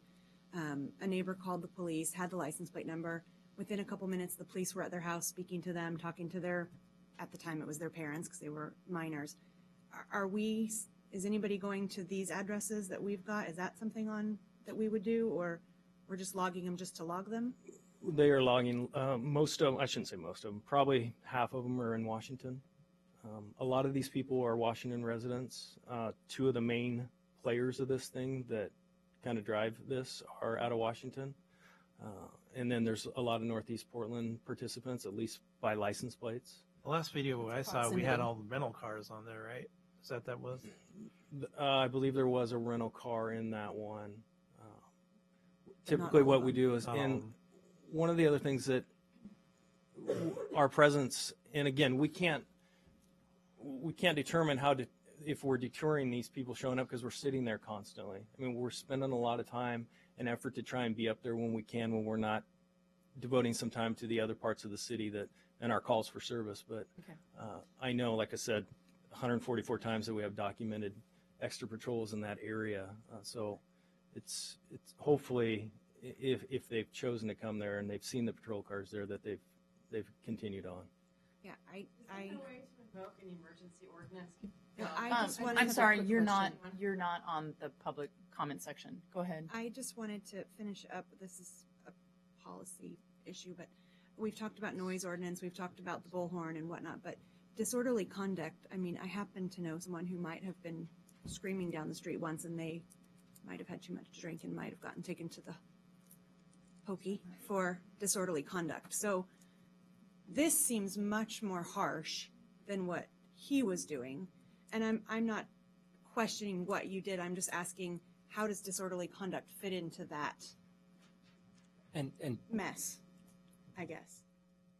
And just briefly, I would point out disorderly conduct is what the protesters in Beaverton were arrested for, and the DA dismissed those charges. So, and that's specifically what we're working with the DA on, to see if we can get prosecution for disorderly conduct. Because I So think that is the something we're noise working on. and all of that is good, but I think those are minor slaps on the wrist. Disorderly conduct is a much more serious issue. I know that I got a parking ticket and I felt like a slap on the wrist, and I'll be careful, but maybe not as vigilant as I will be about the speed I go down Oregon Street. So I just think maybe looking at some of those other options besides just noise and whatnot might be good too. I just don't know how they fit in because I don't know the laws perfectly. And you don't have to answer. I'm just asking how that works.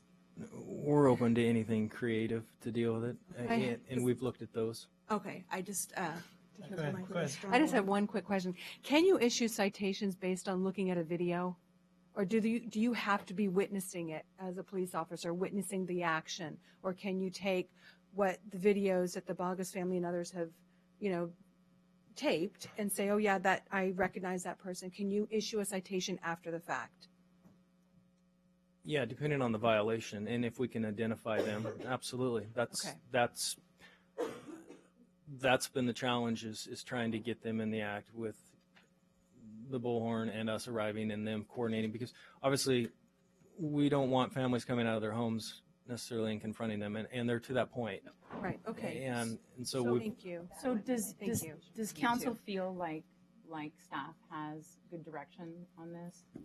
Yes, and I think the sooner the better. And Mhm. if Well, we I bring think the ordinance January if it's gonna be an 19th 's not emergency fast ordinance, enough. right? We can choose at that time to make it and an emergency. we can choose at that time to make it an emergency. Okay. Okay, so Okay. does staff feel, okay, because we need to move on with our council meeting. Can we take a 5-minute break?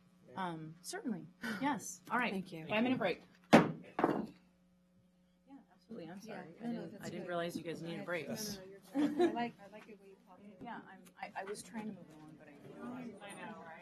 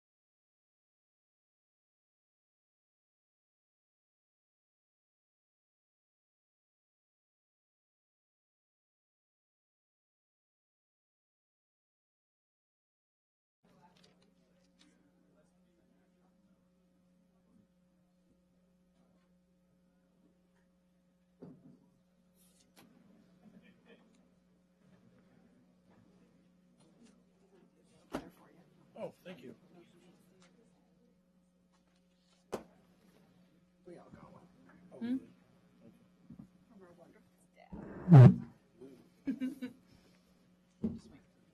Just wait for Ms. Harris. Thank you. We'll resume our city council meeting. Public hearings. Ordinance 2015-009, amending the comprehensive plan and zoning map to redesignate an approximate 3-acre parcel from neighborhood commercial to medium-density residential low.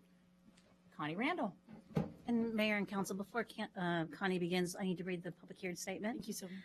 The Sherwood City Council will hold public hearings this evening on 4 separate ordinances listed on the agenda. Ordinance 2015-009, amending the comprehensive plan and zoning map to redesignate an approximately 3-acre parcel from neighborhood commercial to medium-density residential low. In addition to that, Ordinance 2016-001, repealing Chapter 3.25, marijuana tax. Ordinance 2016-002, declaring a ban on medical marijuana processing sites, medical marijuana dispensaries, recreational marijuana producers, recreational marijuana processors, recreational marijuana wholesalers, and recreational marijuana retailers, referring ordinance and declaring an emergency. Ordinance 2016-003, imposing a 3% tax on the sale of marijuana items by a marijuana retailer and referring ordinance. Thank you, Sylvia. We're going to tackle the first one. I'm sorry, first. Mayor, I'm not done yet. Oh, you're not? I'm okay. Oh, my heavens. All right. The purpose of this hearing is to provide the public with an opportunity to submit testimony on the above said items. The order of business that council will follow in conducting this hearing will be to hear a staff report, receive any correspondence, receive public testimony, receive additional staff comments. Questions from the council will follow. The hearing will then be closed and or continued, and no further testimony will be received. Discussion by the council will follow. Any interested person may present testimony. If you wish to speak, please fill out the testimony form and submit it to the city recorder. The mayor will recognize those persons wishing to speak, and any questions should be addressed through the mayor. When you come to the microphone, please state your name and address for the record, as this hearing will be recorded. Please limit your testimony to 4 minutes. Now I'm done. Thank you, Sylvia. Okay, so we're going to tackle the first one. We have 4 ordinances tonight. So, Connie, go ahead and start us with the first one. Thank you, Mayor. This public hearing is continued from the December 1st, 2015, and is the second of 2 required public hearings prior to adoption of the ordinance. I'm going to briefly highlight the required findings discussed in the Planning Commission recommendation and at the December 1st hearing. The applicant is requesting a comprehensive plan and zoning map amendment for a 3-acre parcel of land located at the southeast corner of E and Elwood Roads from neighborhood commercial to medium density residential low. So here's what's existing, and here is what is proposed. The council is being asked to decide what type of uses are most appropriate on this 3-acre site, commercial or residential. The subject site is in active farming and has an existing single-family residence and associated outbuilding. It's part of a larger 21.28 acre parent parcel shown here. Thus odd cutout, as we described before, is a stormwater facility owned by the city. The site is bisected from north to south in an arching manner by a tributary to Chicken Creek, which creates this pocket of developable land adjacent to Elwood Road. The site was brought into the urban growth boundary in 2002 as part of Area 59, and the Area 59 concept plan was adopted by the City Council in 2007 and applied the current zoning that we have today. With respect to the required findings, they are outlined in Section 1680.030 of the Zoning and Community Development Code. The first is that there needs to be a demonstrated need for the proposed use and zoning. And we had a bit of a discussion on this last time, and I just want to clarify what's in the staff report. We talked about it last time, but again, if you were following along those numbers, the staff report said 46 acres of deficit within the city, what was described as a guaranteed land supply. There's never a guarantee land supply, but what is meant by that is the amount of land that the city council could say yes to for development. And because we are a voter-approved annexation city area that's within our urban growth boundary but not in the city, the council does not have the authority to grant development rights to that until the city voters vote for that. And so that's what causes sort of this guaranteed concept that the applicant is discussing. What we do know is that there are 52 acres designated for medium density residential low within Brookman and other unincorporated areas. Plus there's one lot that's 15 acres inside that has split zoning, and I don't have the actual breakdown of that split zoning. So while the staff report may have said there's a 46-acre deficit, it's really between 52 and 67 when you look at that true number lies in there. So I just wanted to clarify that from that last hearing and now. So we believe, based on that discussion, there's a demonstrated need for the proposed use. The proposed amendment is timely.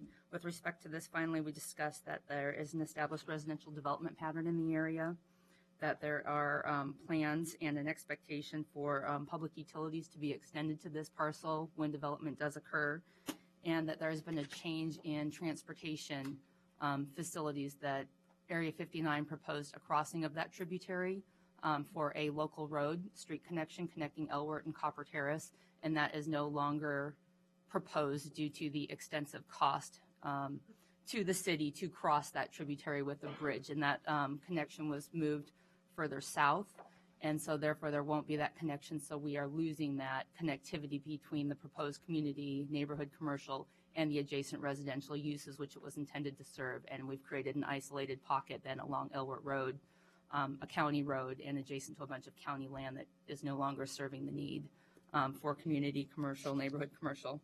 So we believe that this is a timely response to that changed situation. Other medium density residential low zone properties are unavailable or unsuited for immediate development. This again is related to our ability to annex land that's within our urban growth boundary, and that becomes challenging. Does not significantly affect the functional classification of a local, county, regional, state, or transportation facility. The proposed residential uses is anticipated to generate 1,860 fewer weekday peak hour vehicle trips than would be expected if it were developed with neighborhood commercial. And again, to clarify, there was some confusion last time that we're really only looking at this 3-acre parcel of land. We're not looking at development of the entire thing. So it's comparing 3 acres of residential versus 3 acres of neighborhood commercial. Finally, as demonstrated in the staff report and discussed last time, that the changes to the planned transportation system that leave the isolated area isolated from the neighborhood it was intended to serve is significant, and it leaves the site detached from those residential uses, and it leaves the area oriented in a manner conducive to strict commercial retail development, which is not consistent with the intent of the neighborhood commercial designation. That the proposed amendment would allow for better site planning for residential neighborhood that could take full advantage of the adjacent Chicken Creek tributary, consistent with the goals of the comprehensive plan, the transportation system plan, as well as metro and state policies. We believe those are all met. Consequently, based on the findings of fact, the Planning Commission recommended approval of PA 1504. Thank you, Connie. We had an extensive discussion about this at our last council meeting, and so I do not have any additional public. Oh, I do? Oh, thank you, thank you. Did council have any additional questions that they wanted to ask Connie before I open up the public hearing? I just want to confirm nothing's changed from that to this, Nothing has right? changed from the last one, and staff is not aware of any additional written comments or testimony from the public. We've not been contacted with any additional concerns or anything. Okay, all right. Then I will open up the public hearing. Mimi Dukas.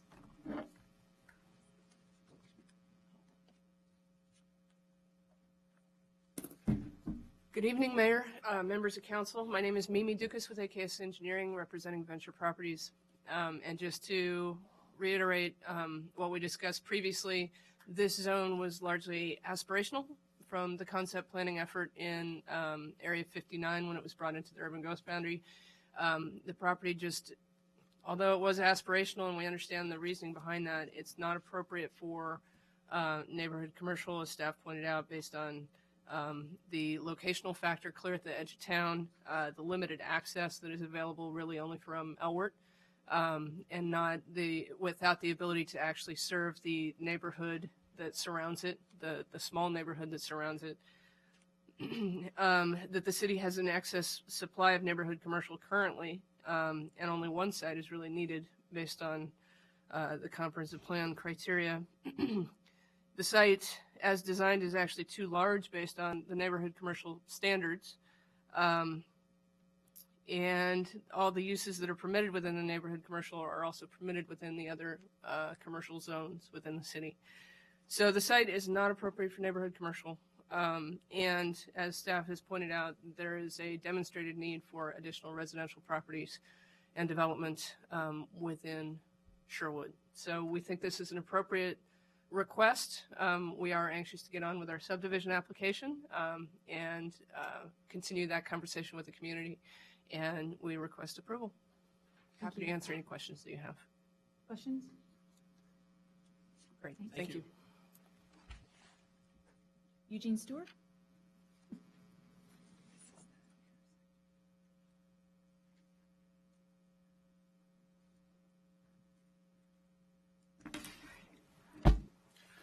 Eugene Stewart, P.O. Box 534. This is the second parcel we've taken out of neighborhood commercial. And it seems like one of the desires of your comprehensive plan was to provide neighborhood commercial so that citizens would not have to go to the big box store area. So it seems to me you're actually adding more trips into your core area, which already is pretty well messed up with traffic pattern, especially in the busy time of traffic. It's hard, everyone trying to get through 6 corners. Is there no thought about trying to develop some sort of neighborhood commercial where you have a use where a person could have their home and business located in the same dwelling? Then that person is not driving to work. But what I really don't understand is that if you take that commercial out, then the trips are going to have to move to another area of the city. And are they moving to the area that can least handle it? I think this needs more study. We need to find out what was the real reason for neighborhood commercial. It's in part 2 of your plan. You have your goals, and does it follow it? And should we change it, or do we need to come up with another designation possibly to where you can have a mixed use in there? I think there's lots of businesses around, especially small ones trying to get started. If they could afford their home and an office, would they be willing, to come into it? And is it such businesses, whether it's CPA offices, insurance offices, any of these small businesses, or even developer needs an office and a home, architect. There's all sorts of people out there. It seems like we need to be more creative, but we keep increasing our residential area, but we're not increasing our commercial and industrial lands. They're somewhat being developed, but what's the balance so that the property taxes can be halfway reasonable? And does this really help where you're creating a higher tax burden by putting more residents in? Whereas if it was commercial, or is there a way? I don't know. Also, what's the county planning? Is that going to be a 5-lane road down through there eventually? Or where's it going through there? Seems like we don't know. Like Washington Transportation and Sherwood Transportation don't seem to talk to each other sometimes on just where traffic's coming through. Because I've heard, that's going to be 5 lanes. I also heard, that Roy Rogers is going to be 5 lanes. You're going to have lots of traffic lanes coming into that side of town, and it's going to be very hard for them to move through. So I don't know. It just seems like we need to clarify you have goals set for your neighborhood commercial. Does this meet them? I'm not sure. Thank you. Thank you, Gene. Okay, I don't see any additional. Did you want an opportunity to respond? Are you good? I have to give her an opportunity. Staff has also talked about the need for neighborhood commercial, and it was not their initial reaction to instantly agreed to take neighborhood commercial off of this or support it. They're not the decision maker. But they viewed the application with skepticism as well. They understood the importance of neighborhood commercial and why it made sense, particularly on the north side of Highway 99. The challenge, and I think where staff understood why this application made sense, is that this particular piece of property does not make sense for neighborhood commercial. The access is not right. The market area is not right. The access is not right. So we're not saying neighborhood commercial doesn't make sense. We're saying neighborhood commercial doesn't make sense for this piece of property. I don't know what the right piece of property is. That is something you as a city council and your planning commission need to probably consider, particularly as you're talking through things like Sherwood West, and how ED and Elwert may ultimately function and potentially be realigned. That's a great opportunity to talk about where are there the right places to do neighborhood commercial. It's also important to note that the size for neighborhood commercial is very, very small. It's intended to be a 1 acre site. We have a 3 acre site. So it's a very tiny pocket. And the gentleman talked about the ability to do live-work units. Those are actually, you can do those through your residential zones. I believe they have to go through a conditional use permit. So there is a land use process for that that does not require a zone change. So we still think this application makes sense, but the city may want to talk about neighborhood commercial and what is the right way to integrate that into the community. Thank you. Thank you. Okay, I'll close the public hearing. Staff, come on forward. Yes, thank you, Mayor and Council.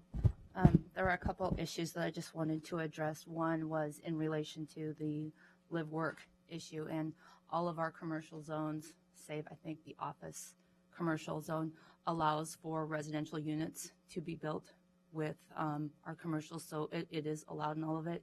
Conversely, in our residential zones, we allow for home-based businesses and occupations to allow. So we do provide for a lot of opportunities for people to live where they work, should they choose that, with some parameters and constraints around that, but we do have a lot of opportunities.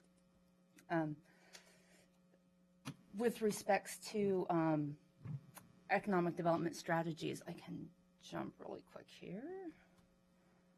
We talked a bit last time about Goal 9, if you recall. Just go here. Which specifically talks about economic development and how it relates to this particular property. And what we found when we did do that analysis is that historically neighborhood commercial zone is not well utilized in the city, and in fact we currently only have 1.03 acres of neighborhood commercial that has been developed. The other areas that we have are this 1 3-acre parcel, which would need to be parcelized in order to develop in accordance with our codes, as Ms. Dukas explained, as it's limited in size to 1 acre, so they couldn't develop it all as a neighborhood. It would need to be more of that strip commercial segmented, which is not consistent with the neighborhood commercial intent. The other area apart from this that is zoned within our urban growth boundary is actually located in the Brookman area. So those are where we have our neighborhood commercial. So there could be a thought on, is neighborhood commercial located appropriately? Is it being utilized? You could argue that it's not well utilized. We do have intent to update our comprehensive plan, as it has been last done in 1991, and we might have changed our beliefs and feelings and attitudes about that since that time. But with respect to this property, we believe that it doesn't meet the intent of our current code. It's not located in an area, it's oversized, and because we changed the transportation network that was originally envisioned when it was designated, and we've bifurcated that, we have isolated it from the neighborhood it is intended to serve, that it's not going to live up to those ideals that it was originally designated for. And I can answer any other questions that you have. Thank you. Council, any questions? Do I have a motion? Yes, I move that we read, caption, and adopt ordinance number 2015-009, amending the comprehensive plan and zoning map to redesignate an approximately 3-acre parcel from neighborhood commercial to medium density residential low, in accordance with our second reading and all evidence received. Second. Sylvia? Ordinance 2015-009, an ordinance amending the comprehensive plan and zoning map to redesignate an approximately 3-acre parcel from neighborhood commercial to medium density residential low. Councilor Browse? Aye. Councilor Harris? Aye. Councilor Kuiper? Aye. Councilor King? Aye. Councilor Henderson? Aye. Councilor Robinson? Aye. Mayor Clark? Aye. Thank you. Thank you, staff. Ordinance 2016-001, repealing Chapter 3.25 marijuana tax. Josh Soper. Good evening. So this is the first of 3 marijuana-related ordinances before you tonight, and hopefully the most straightforward of the 3. So this one repeals the existing Chapter 3.25 marijuana tax that the city enacted prior to the vote on Measure 91. A lot of cities were doing the same thing at the time. There was a theory that if you enacted them before Measure 91, they may have ended up being grandfathered in after Measure 91 was approved, if it was.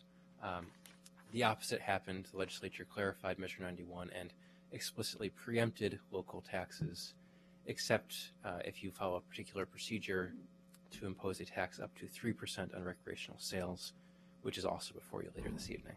So this first ordinance is simply to repeal the existing ordinance that has been preempted by state law. Thank you. This seems pretty straightforward. Joe, is this the one you wanted to speak on, sir? Okay, then I will go to you for that.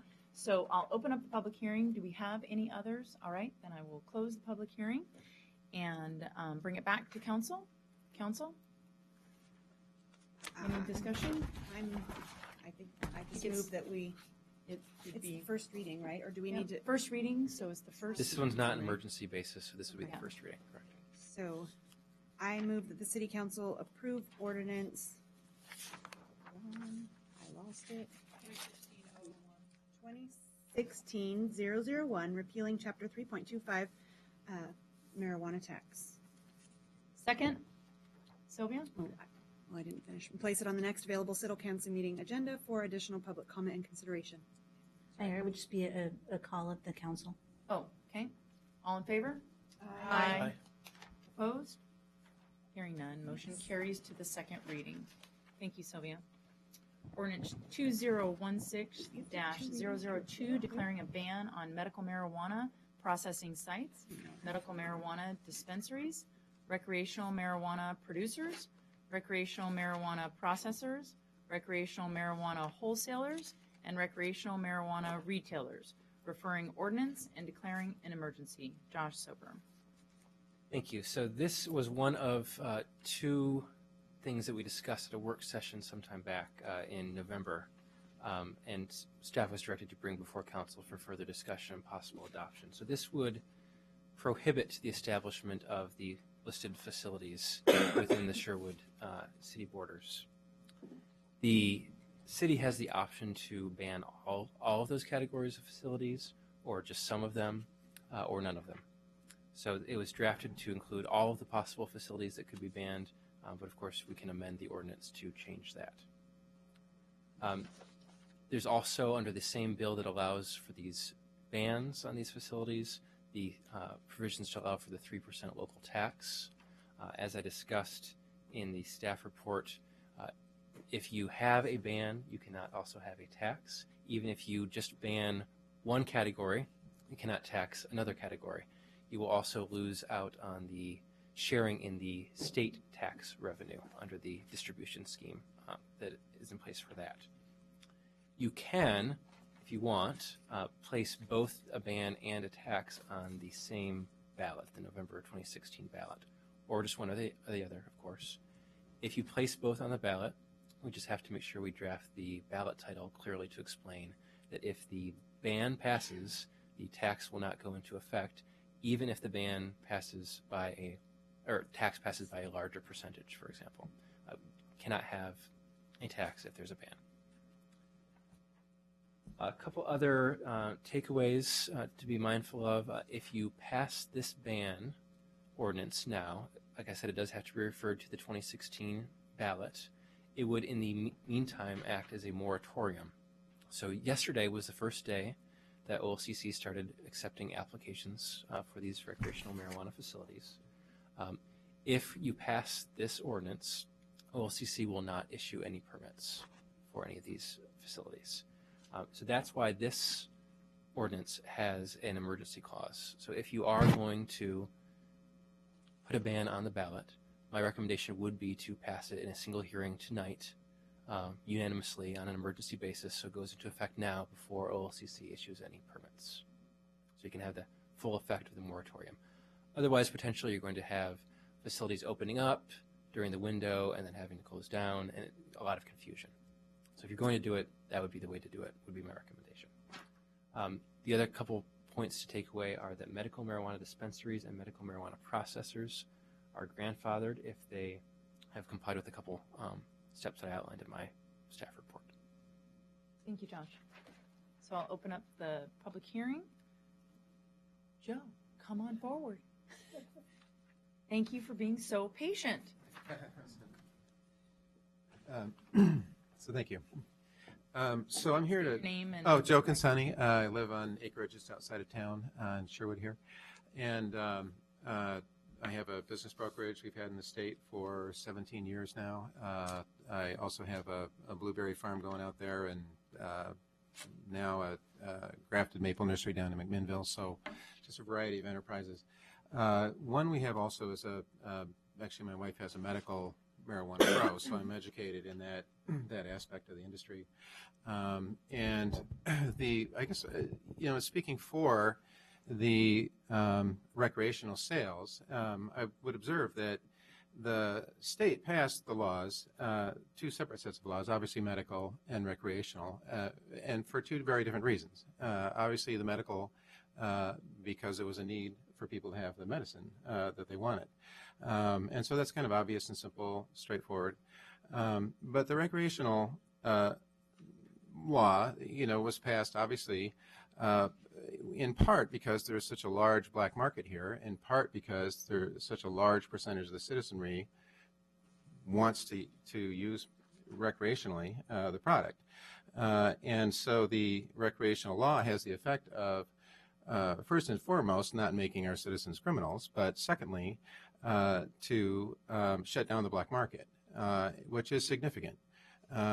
Just the one grow operation that we have out there, I think we spent something like $300,000 on that investment. And so as a business person, what I can say is what's really surprising is that as a nation or as a state that we allow that much money to all dash out of here to Mexico or wherever. It's very significant. I think the state of Colorado now is doing $100 million a month in sales, and that's a population of about the same as Oregon. So the revenue is significant. The business is significant. The citizens are going to use it anyway.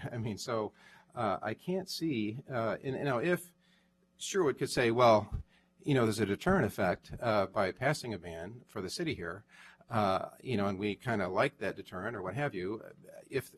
First of all, deterrent of what? Because, my objection is that you already have a thriving cannabis use culture here regardless. So people can right now just drive 3 miles up the road, up Highway 99, and buy their product. So having a ban here in the city, it's hard to see that it would have any effect at all on use. And so, secondly, it's even the nuisance claims are really based, that I've heard, have been based on misinformation. People say, well, there's been crime over on the east side. And I'm like, well, sure, but even the banks over on the east side have bulletproof glass, counter to ceiling. That's not an argument because of what happens there. Here, if any empirical study of the dispensaries they're very quiet, quietly run operations. It's a very gentle business. It's not like a bar. It's not obviously. They're very well run establishments, and there is no nuisance to the local communities. Additionally, really interestingly, and I think it's just anecdotal at this point, but the effect of shutting down the black market also has the effect of reducing teen use, so far as we can tell. So in Colorado, teen use is actually down. Teens today report across the nation that it is easier for them to buy cigarettes. Easier for them to buy cannabis than it is for them to buy cigarettes. And that's because, the black market thrives. It's not regulated in any effective way. And so, whereas cigarettes are. And so, at least so far, the Colorado King County Police Department, so anyway, all right, thanks. Thanks for listening. Thank you for your comments. Tone New?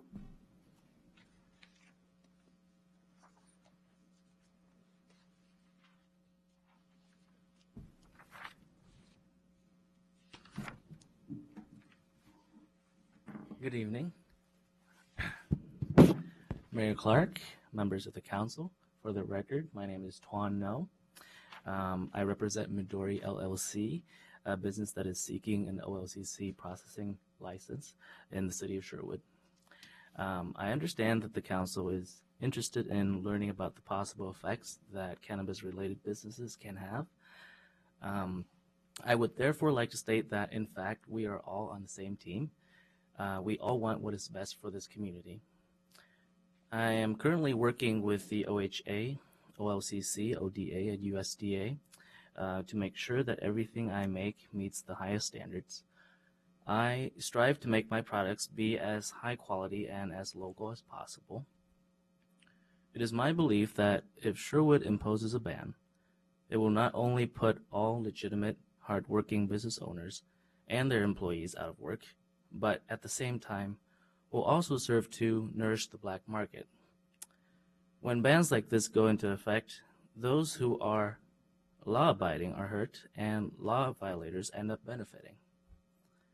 The ban, therefore, would do more harm to the community than good, because those who would violate the law would not bother to follow any health regulations.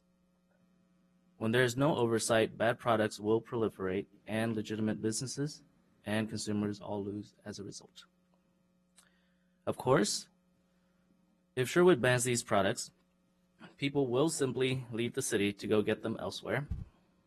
The city would not only lose the money associated with cannabis, but also the additional money that those individuals would spend on other entertainment nearby when they're out shopping anyway.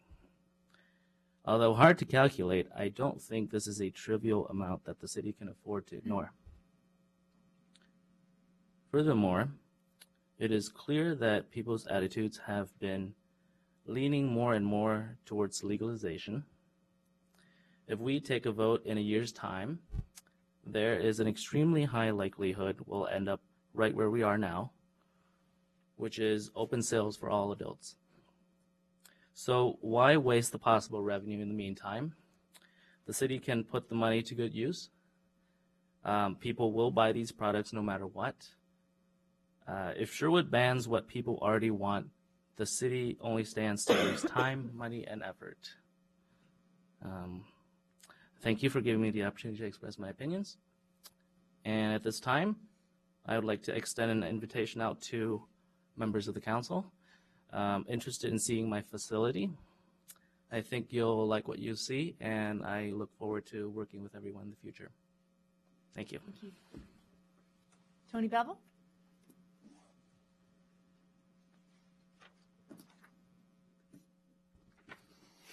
Happy New Year. Hope everyone has a good year all the way through. There's the word emergency, declaring an emergency. I mean, a little sidetrack here. I think if we ever heard an emergency, we heard it earlier this evening. I think that's really your job.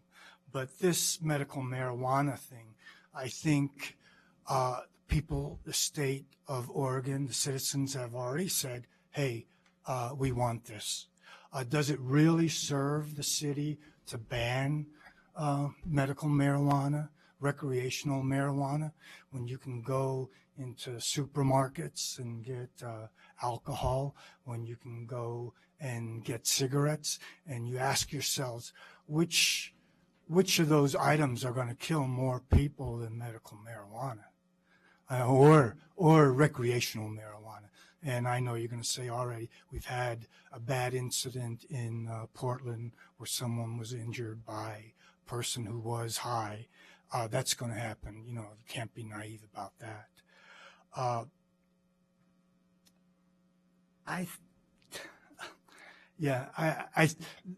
Sherwood has had so many awards about, we have the best schools, we have best city, best safest city, small town, I'll call it town.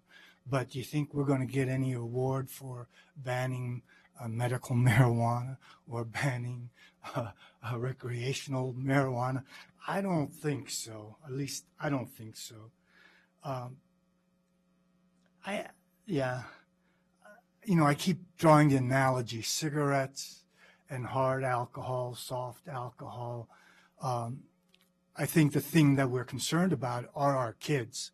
Well, they're gonna, they'll obtain that one way or another. But I doubt if any business owner who's going to open up one of these places of business will, for 1 nanosecond, consider selling someone underage any type of marijuana. And, I don't think that's going to happen. So to me, does it make common sense to ban it? That's the, gold standard. That's the bottom line. Does it really make common sense? Personally, I don't think so. Thank you. Thank you, Tony. Shay Ralston? Sherry. Oh, sorry, Sherry. So sorry. I don't see an R in there. I'm back. I'm Sherry Ralston, and little background, I am a Sherwood citizen. I grew up in Shoals.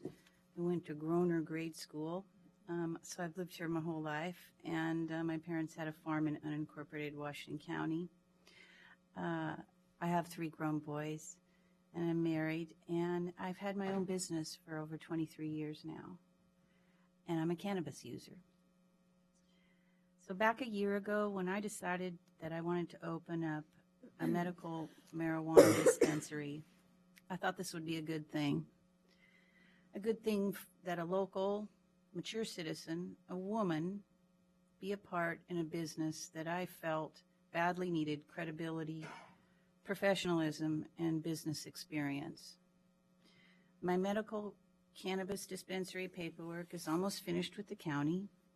There's a little haggling going on right now over whether the 2 entrances at that site should be left open or one of them should be closed. But we hope to have that finished up here in the next week or 2, and then I'll be moving forward with that. And hopefully open up in the next few months. With that being said, I strongly support the 3% tax if the City Council chooses to vote that in. I think it makes sense. I think that business should support local community, the police department, wherever you feel the need that money should go. The next step for me is to pursue a recreational license so that we can serve the rest of the community, and also because I think that location warrants having it there. The location is not next to residential community. It's away from everything else. Personally, I think it would be good to have them both co-located so that the police can monitor one location for both instead of having separate locations for those. And it is a strong rumor that OLCC will eventually do that. For now, if that happens for me, I'll just have them in 2 different parts of the building with the 2 separate addresses. Currently, the council's what's on the plate for the council is whether or not to allow recreational retail sales, processing, producing licenses within the city of Sherwood. And your options, of course, are regulating, putting it to a public vote, or outright banning. In reviewing the past year and a half of cannabis-related information, the state law was passed in November 2014 to legalize cannabis and to regulate the industry. One of the main reasons this law was passed so that cannabis could be regulated. I'm going to say regulated a lot because it resonates with me. So let's go through the options. Banning cannabis businesses in Sherwood will stop retail processing, producing businesses. I call them growing. Will this stop these things from occurring in Sherwood? Quite possibly not, because there is a portion of Sherwood addresses that are in unincorporated Washington County right now. And Washington County has different rules in place, and they're allowing grow sites, and they're allowing processing in those unincorporated areas. And I was there yesterday. They already had 10 land capability marijuana forms turned in just yesterday alone. And there are already 2 large-scale grow sites in unincorporated Washington County with a Sherwood address today.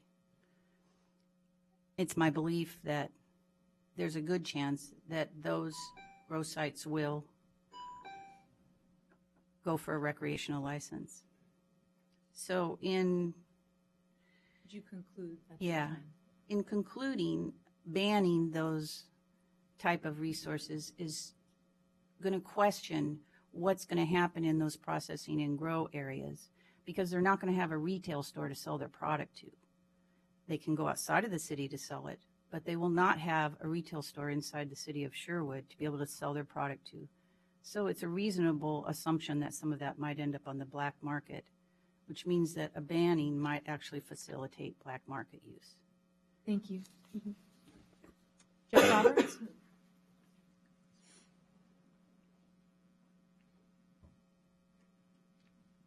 Jeff Roberts, you already have my address from before. Briefly wanted to support the ban. I think we send the wrong message.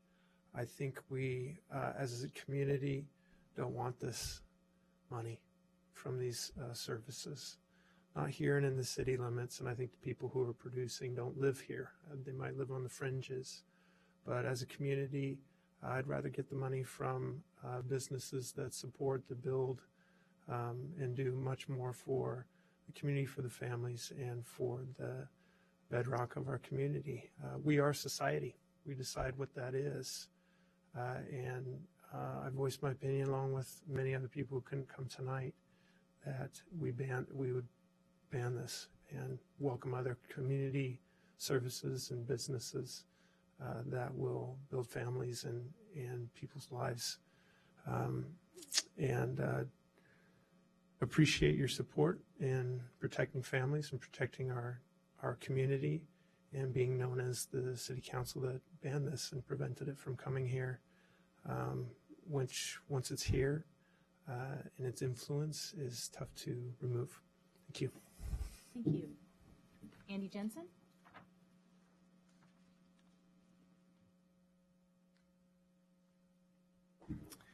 Andy Jensen. I live at 18167 Southwest Fitch Drive. I support banning these activities, at least for recreational marijuana, as I feel this sends the right message about the values of our city and our community.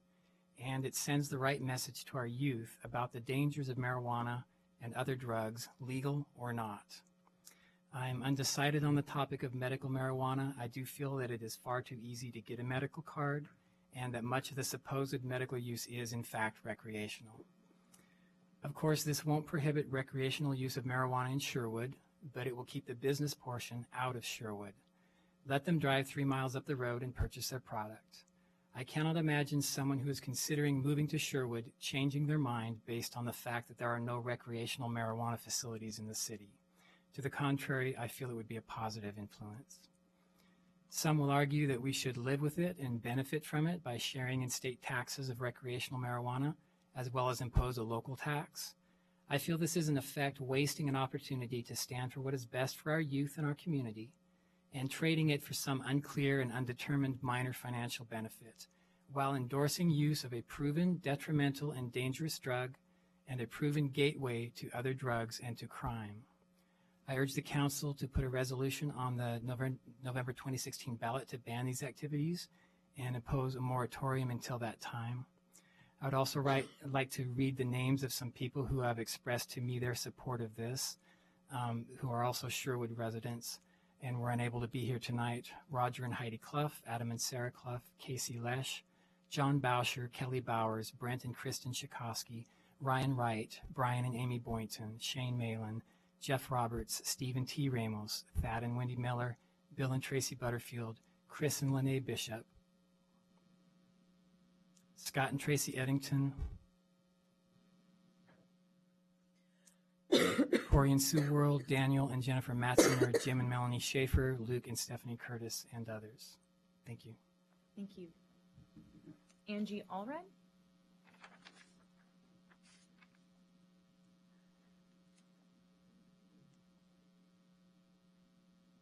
Hi, thank you for your time. I know it's very late. My name's Angie Allred, and I live at 17207 Southwest Cobblestone Drive. I didn't want to speak. I turned my form in late because I didn't want to take your time if I didn't have anything new to say. But I feel like I have something to add to the conversation.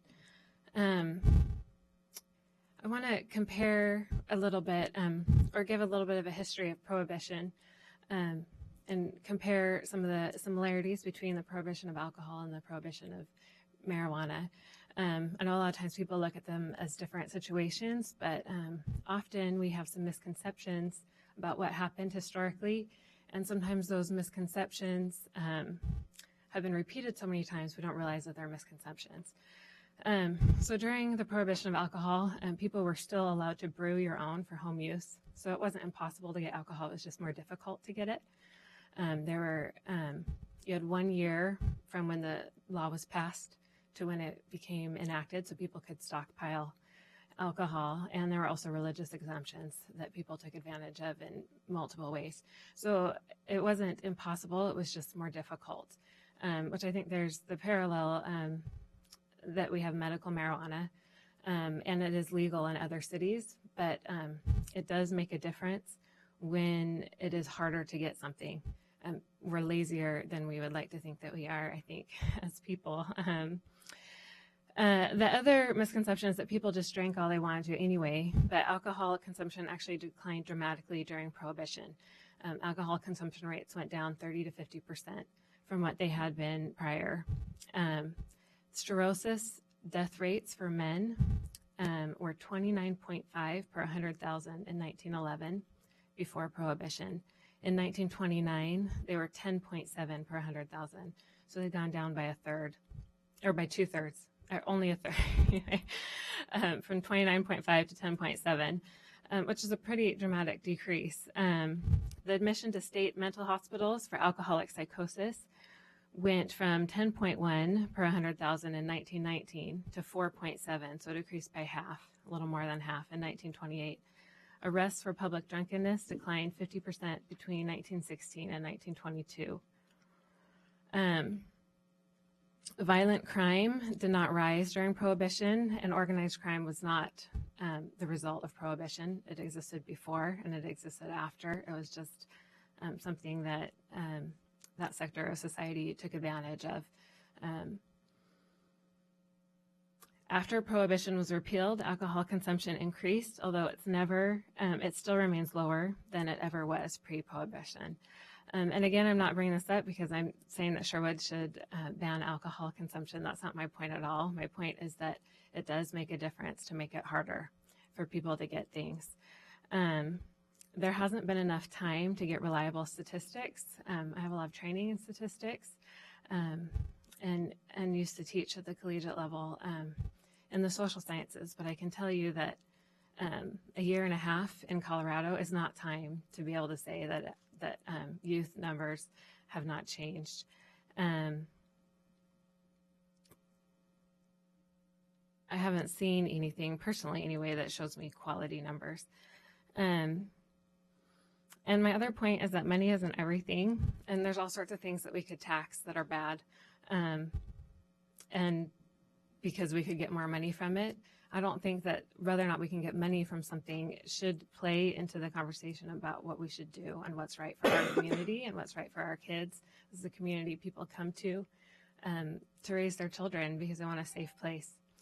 And my time's up. Thank you. Thank you. Okay, I have no additional public comment forms, so I'll close the public hearing portion and bring it back to council. Council. I will pipe in to say thank you for the 7 people that came to testify on this subject. It's always nice to get your input. Part of my emphasis has always been in all of the public work sessions we've talked about marijuana, whether it be medical marijuana or recreational, is that bringing us back to Measure 91 and whether or not that was actually approved by voters in Sherwood. And the statistics were at that time that none of the 3 districts in Sherwood passed 91 if you were to consider their yes or no vote. So my position has always been, so far as we know as a council that represents our community, the answer for the people that voted was that the majority of us in the community did not want recreational or medical marijuana here. So that's always been my concern when talking about whether or not we should allow it. And it remains my position that I believe that it's important for us to get more than just 7 people's opinion about whether we should ban or tax medical or recreational marijuana in town. I would like to see it put on the ballot so that we get the input from our public as much as we possibly can, and hopefully we'll have a record turnout in November in order to get as much public input as we can. It does not by any means preclude us from allowing recreational and or marijuana retail, grow sites, processing, etc. in the future. The resolution before us today is that we ban it currently and we put it on the ballot and see what happens in November. And that's my preference, so that we can not only listen to our voters and the majority of our voters, but also to allow others around us to struggle with the complexities and the hiccups that will naturally occur in this new business and the inherent problems that are present in states like Colorado and Washington. My final thought is that emergency is needed to institute a ban so that we don't have some people come in and then they're grandfathered in when the ban actually takes place, and it is a lot cleaner if we simply ban it, make a moratorium until November, and deal with the will of the people in November. Thank you. Councilor, do you have a comment? I'm going to leave it 10. So. Okay. Did you have a comment No. before that? No. Okay. Can I just point out real quick, if you are going to do it as a emergency, it does have to be unanimous, all 7. Okay, so council, without making additional comments, did you want to entertain, due to Councilor King's need to leave, a emergency vote, or do you want to deliberate? I have some questions. That'd be a deliberate. How about the rest of you? Go ahead. Okay, then we can't declare emergency. Oh. If we deliberate and you leave, then we can't declare an emergency, is what staff is telling us. Can we get it done in a few minutes? I don't know. I'm only one. My suggestion is to try. I mean, Okay, give her a shot. Henderson. So my questions have to do with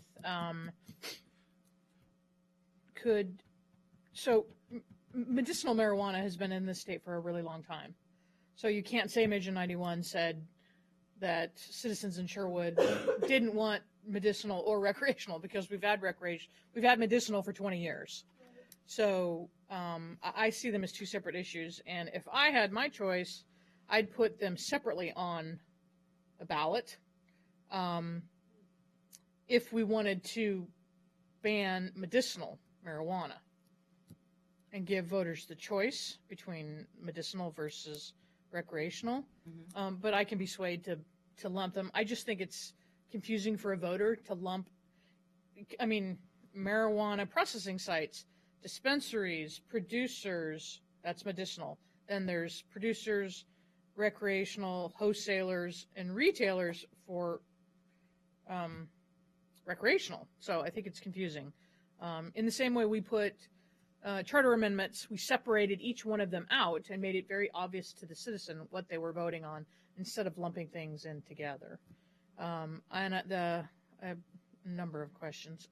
And I appreciate Council's comment, and I'm sorry, Councilor King has to leave early.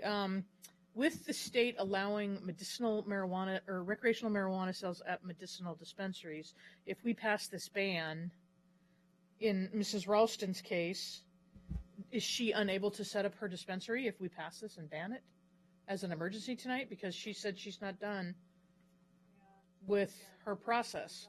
So the requirements for medical marijuana dispensaries to be grandfathered are that they have applied to be registered or are registered with OHA and successfully completed their land use application process if applicable. Are those, do you have those up? I don't know about the first. I assume the first is in process, but the second, yes, she has completed the land use process. Have you completed the first? Do you have your OHA registration? Oh, yeah. She's applied for it. Or have applied for it?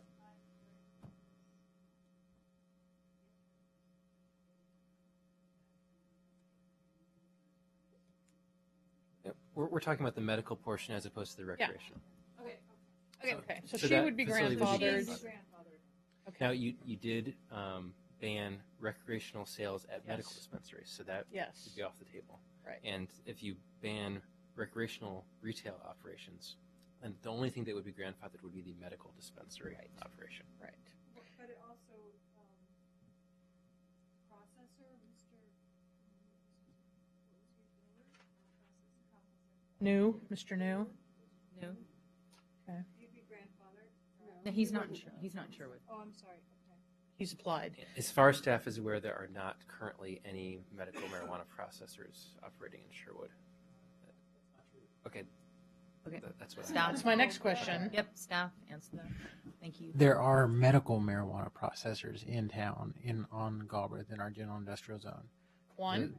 One that I know of. They're the one that came in yesterday and applied or had their LUX, their land use compatibility statement, with the intent of applying to the state for recreational grow. And can those grows be right next door to each other? We're talking about a processor, not a growing Okay. operation. The processor, so that processor completed any applicable local land use applications, though? No, we don't have one set up. Have anything for that? Right. Okay. So when does the governor's executive order that allows recreational sales at medicinal marijuana dispensaries end? So that was actually a legislative action. Okay, sorry. Just for whatever clarification. It ends December 31st, 2016. Okay, so it's for the entire year. Yep. Okay. And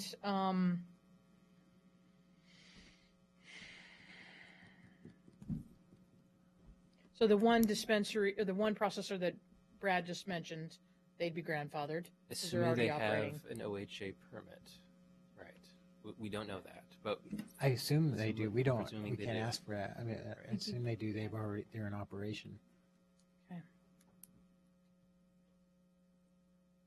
Did Dan go? No, he's trying to make arrangements. Oh, okay. Did you have another question? Go ahead.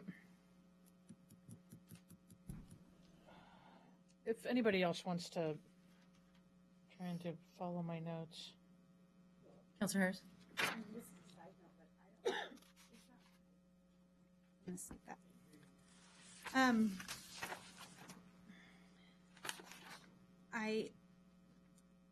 I can tell you I would not support a ban on any of them.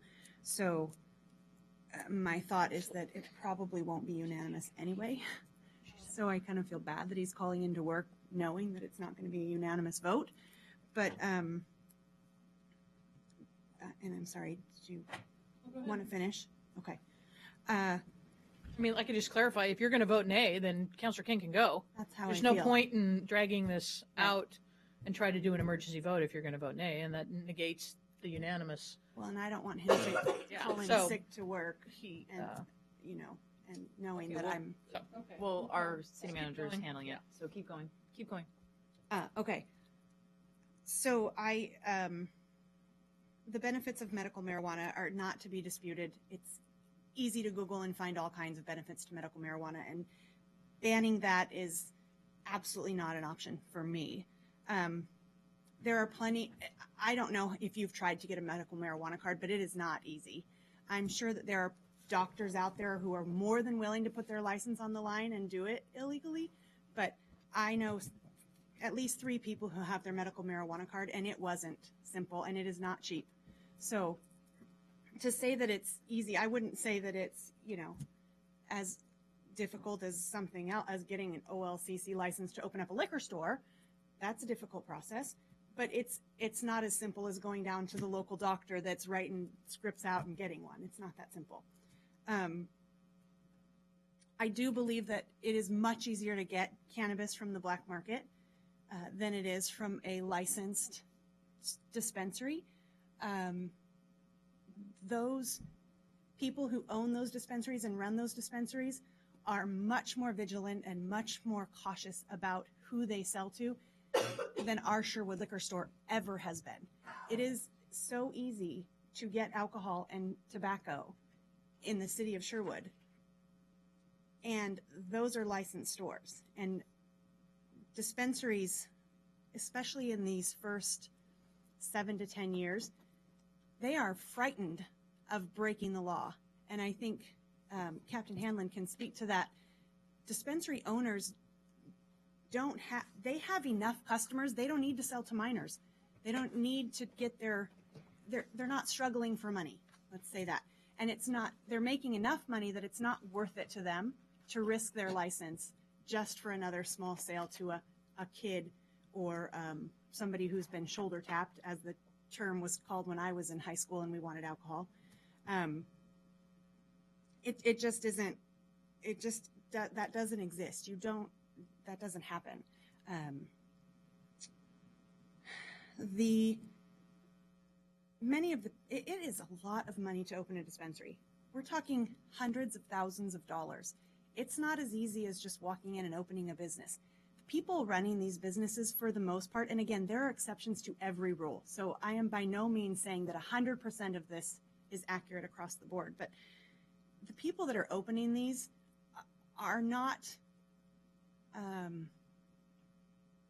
people you typically associate with drug use, people you typically associate maybe with major crime units.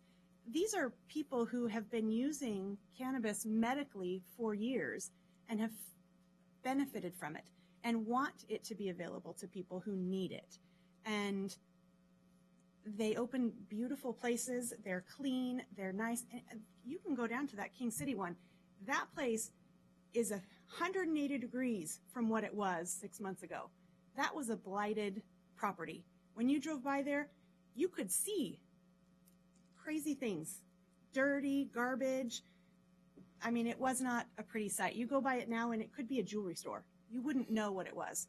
There's no reason that to associate a dispensary any differently than you would associate any other type of herbal medical store where you go and get your herbs for your backache or vitamin D or whatever it is you get. It is not proven to be a gateway drug. In fact, it has been proven not to be a gateway drug. The 2 primary gateways are low income and the wrong circle of friends. When meth and cocaine addicts were questioned, their number 1 drug that they did before they did anything else was tobacco. The second one was alcohol. So if there's a gateway drug, it's tobacco and alcohol. People who are doing cannabis are generally not doing meth at the same time. And how they affect you are very different. So somebody who enjoys cannabis is not going to enjoy meth. And somebody who enjoys meth is not going to enjoy cannabis. Causation is not the same as correlation. So maybe cannabis could have a correlation with other drugs, such as tobacco, which kills far more people than cannabis ever has, alcohol, which kills far more children than cannabis ever has. There is a connection possibly, but it is not causation. So don't get your causation and your correlation mixed up, because they're very different. And the information's out there. And if you go to anti-cannabis sites, you're going to find a whole bunch of statistics that support your claim. If you go to pro-cannabis sites, you're going to find a whole bunch of information that support that. But there are ones in the middle. There are ones with real statistics. This is not new. Cannabis has been used across the world for years. Cannabis has changed my friend's 14-year-old boy's entire life. He was having 72 seizures a week. He's down to 2. I see it. I see it with him. It is life-changing. And to ban it is just cruel. It's cruel and it's unusual punishment for a family who's struggling to keep their child alive. It is cruel for somebody who has cancer and is struggling to not spend the day in the bathroom being sick because they're going through chemo. It is cruel. So I don't support a ban on any of it. I will support a tax, the 3% tax, but I would never ban it. And I could never vote to ban it, and I could never in good conscience vote to ban it. Thank you. In reading this, I have to agree with Councilor Henderson that I feel there is too much lumped together here in this ordinance. I would like to see staff bring back 2 ordinances, one on medical marijuana and processing and sales side, blah, blah, blah, and one on recreational. Because I think that we're talking about 2 very different things, as Councilor Harris pointed out very eloquently. One is medical, one is not. So I think it's too lumped together for me to be able to approve this. I would vote no on this because of that. And I was just researching now whether we can separate them out like that. I haven't found a conclusive answer, but I can definitely have that back to you. If you're not going to be approving it tonight as an emergency basis anyway, I can definitely bring that back at the next meeting. Okay, and so as we have done before, in order to achieve that, is it a necessity to accept, to pass the first reading, to move to the second reading, or do we direct staff to bring back an additional first reading of 2 new ordinances? What is your recommendation? So my recommendation would be to, if the majority of council wants to move forward with the process of potentially looking at banning, would be to approve as written, and I can bring back amendments at the next hearing. So it would be to pass at this point. Yeah. My recommendation would be for us to approve the ordinance stated, deleting all of the language having to do with an immediate ban and merely referring it to the voters, since we're not going to have. Yeah, that's the second piece. That's step 2. So that was my first step, and then my second step was removing. Okay, so now we have 2 ordinances, and now we need to remove the emergency clause from both. Right. So I may not have stated that in the staff report, but yes, if you don't approve it unanimously tonight, it sounds like you're not going to, then when we bring it back at the next hearing, it is not going to have the emergency language. That's correct. Okay. But we need to approve something tonight, so there'll be a second reading. Yeah, that's my confusion here is, should it fail tonight, because I won't vote for it the way it is. It's not okay with me the way it is. So should it fail tonight, it won't return to a second reading, correct? Correct. So if you do not move it forward tonight, then you'll have to start over with a first hearing at the next council meeting. Where you and can separate them. Where we can separate them. Okay. And then go to a second hearing. Well, and so you're going to be looking at a period of a month before we actually have I feel very strongly that because we have done it in the past, whereby we identify what we want revised in the version that we have before us tonight, that we approve it subject to clarification that we are splitting them into 2 ordinances and removing the emergency clause, and therefore approving it in that manner. And thereby allowing us to have a second reading at our next meeting. Instead And of my only concern with that is I can't state conclusively that you can do two separate ordinances at this point. And so if that's a condition of your approval tonight, Can I it ask may a be a question? difficulty moving Are forward. they all together specifically because if you ban one, you don't get any of the revenue? Is that why it's together? You know, the reason it's together is because the HB House Bill 3400, as I recall, I haven't been able to find the exact language in here, said that the city may pass an ordinance prohibiting these activities. And so I think it was envisioned that there would be one ordinance prohibiting whichever activities the city chose to prohibit. I don't think it was envisioned there would be two separate ordinances. I haven't seen any other communities who have done two separate They're hoping ordinances. it's an all or nothing. So, or that there was only one ordinance, right? So Well, you can ban just 4 of the activities, but in one ordinance as opposed to splitting it into. But by virtue of the fact that you can ban 2 or 4 or all of them would mean to me, just following deductive reasoning, that you could put 2 separate ordinances together because what would it matter anyway? And I think that's more likely than not. Yeah. I'm just hesitant to have council approve with that as a stipulation tonight if it turns out that's not the case and we have to start over with a first hearing. So can I ask Have to a start over clarification anyway, yeah. question, Yes. just as I'm listening? Is the split that I'm hearing that you want to vote on a ban or asking voters to ban medical uses versus recreational? Is that the split that you're looking for? That you think That's what I'm hearing. voters Counselor Henderson, is that may what I have heard? different opinions whether it's medical marijuana Correct. uses versus recreational? Is that Correct. That's what I'm saying. That's what I heard Councilor Henderson say, And that's she'll what have to I speak for agree. herself. That's what I believe, Okay. yes. Okay. Yeah, I'm not necessarily 100% in favor of banning medicinal, but I'm 100% in favor of banning recreational, i.e. putting it on the ballot and letting the voters decide. Yeah. That's what I'm in favor of. That's why I'm asking some clarifying questions because, like Councilor Harris said, it's all lumped together for some reason, but it can be, if you're going to ask the voters to vote on something, you're going to need to break it out.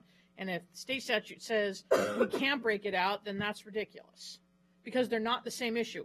Haven't we just spent an hour talking about how they're not the same issue? Yeah. Yes. So I if agree. House Bill 3400 says you can't, then I'm going to be calling John Davis and going, why do you think that that's a good idea to limit the voters' opportunity to approve or disapprove of what has been determined to not be the same issue? Well, here's something interesting as well. If we do break them up and we have a vote and we do vote on one or the other, then it would negate the need to actually have a 3% tax on the ballot anyway. Yes. Because we've already voted, the council, if we decide to go that route, if we decide not to, for instance, to not put forward one or both measures to ban either medical or recreational to the voters, it would negate the need to have a 3% vote on the ballot anyway. Does that make sense? No, because if they passed, then you would get the opportunity If we to put a put both, 3%. if we put both measures on the ballot, one for medical, one for for recreational, but if we decide to vote to keep on council to keep medical marijuana, There's no tax And- on medical marijuana. Yeah, there's no tax. it's Okay, only on thank you. recreational. Okay, right. So we'd have So- to put it together anyway. Even though I the do have a irony is suggestion. that Councilor Harris says that these recreational sites are making tons of money, but yet the tax is only 3%. Yeah. I don't process that's that. the local tax. That's not the state Yeah, that's on top of tax. the state That's tax. just the small local tax. So I have a suggestion. But Well, so is Intel, so- and they're making tons of money.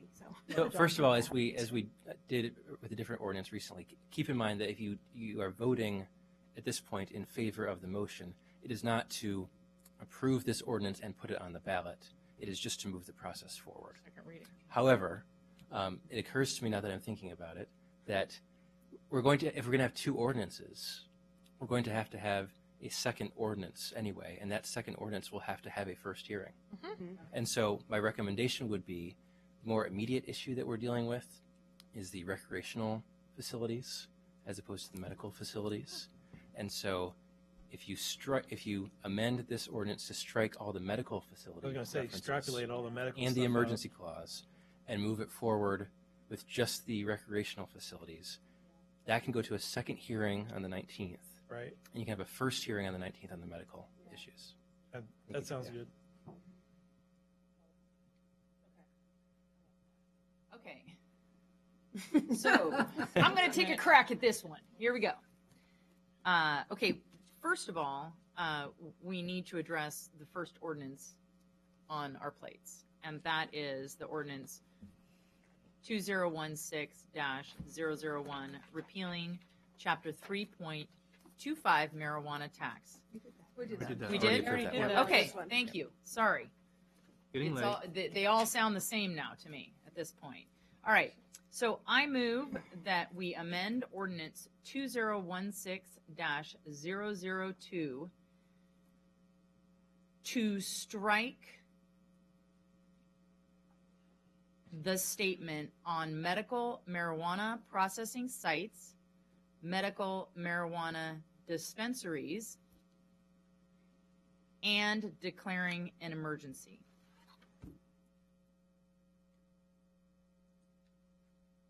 Second. Place it on the. No, I got to get it on the amendment first. Yeah. So I got a second. Is there any language, Josh, that It's missing on that? well there that needs to be amended down below? So there will have to be new effective date language. I'll just bring that back as an amendment on the 19th. But this is all right. The way that This it will is. be all right to move it forward. at this Okay, point. all right. We've got a motion and a second on the table. All in favor? Aye. Aye. Opposed? Motion carries. So now the ordinance has a new reading. And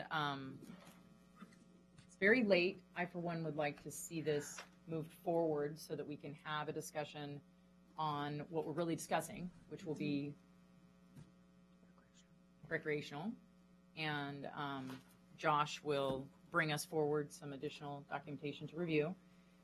So I move that the City Council approve ordinance 2016-002, declaring a ban on recreational marijuana producers, recreational marijuana processors, recreational marijuana wholesalers, and recreational marijuana retailers, referring ordinance, and place it on the next available City Council meeting agenda for additional public comment and consideration.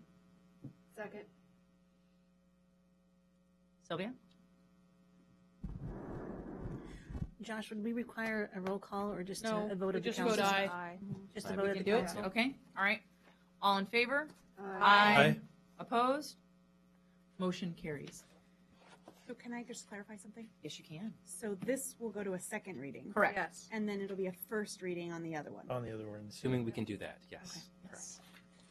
Assuming we can have two separate ordinances, that's what I'll bring back to you on the 19th. Yeah, I just wanted to clarify On that the the same- next meeting would have the medical also, but as its own, which would then have a second reading also.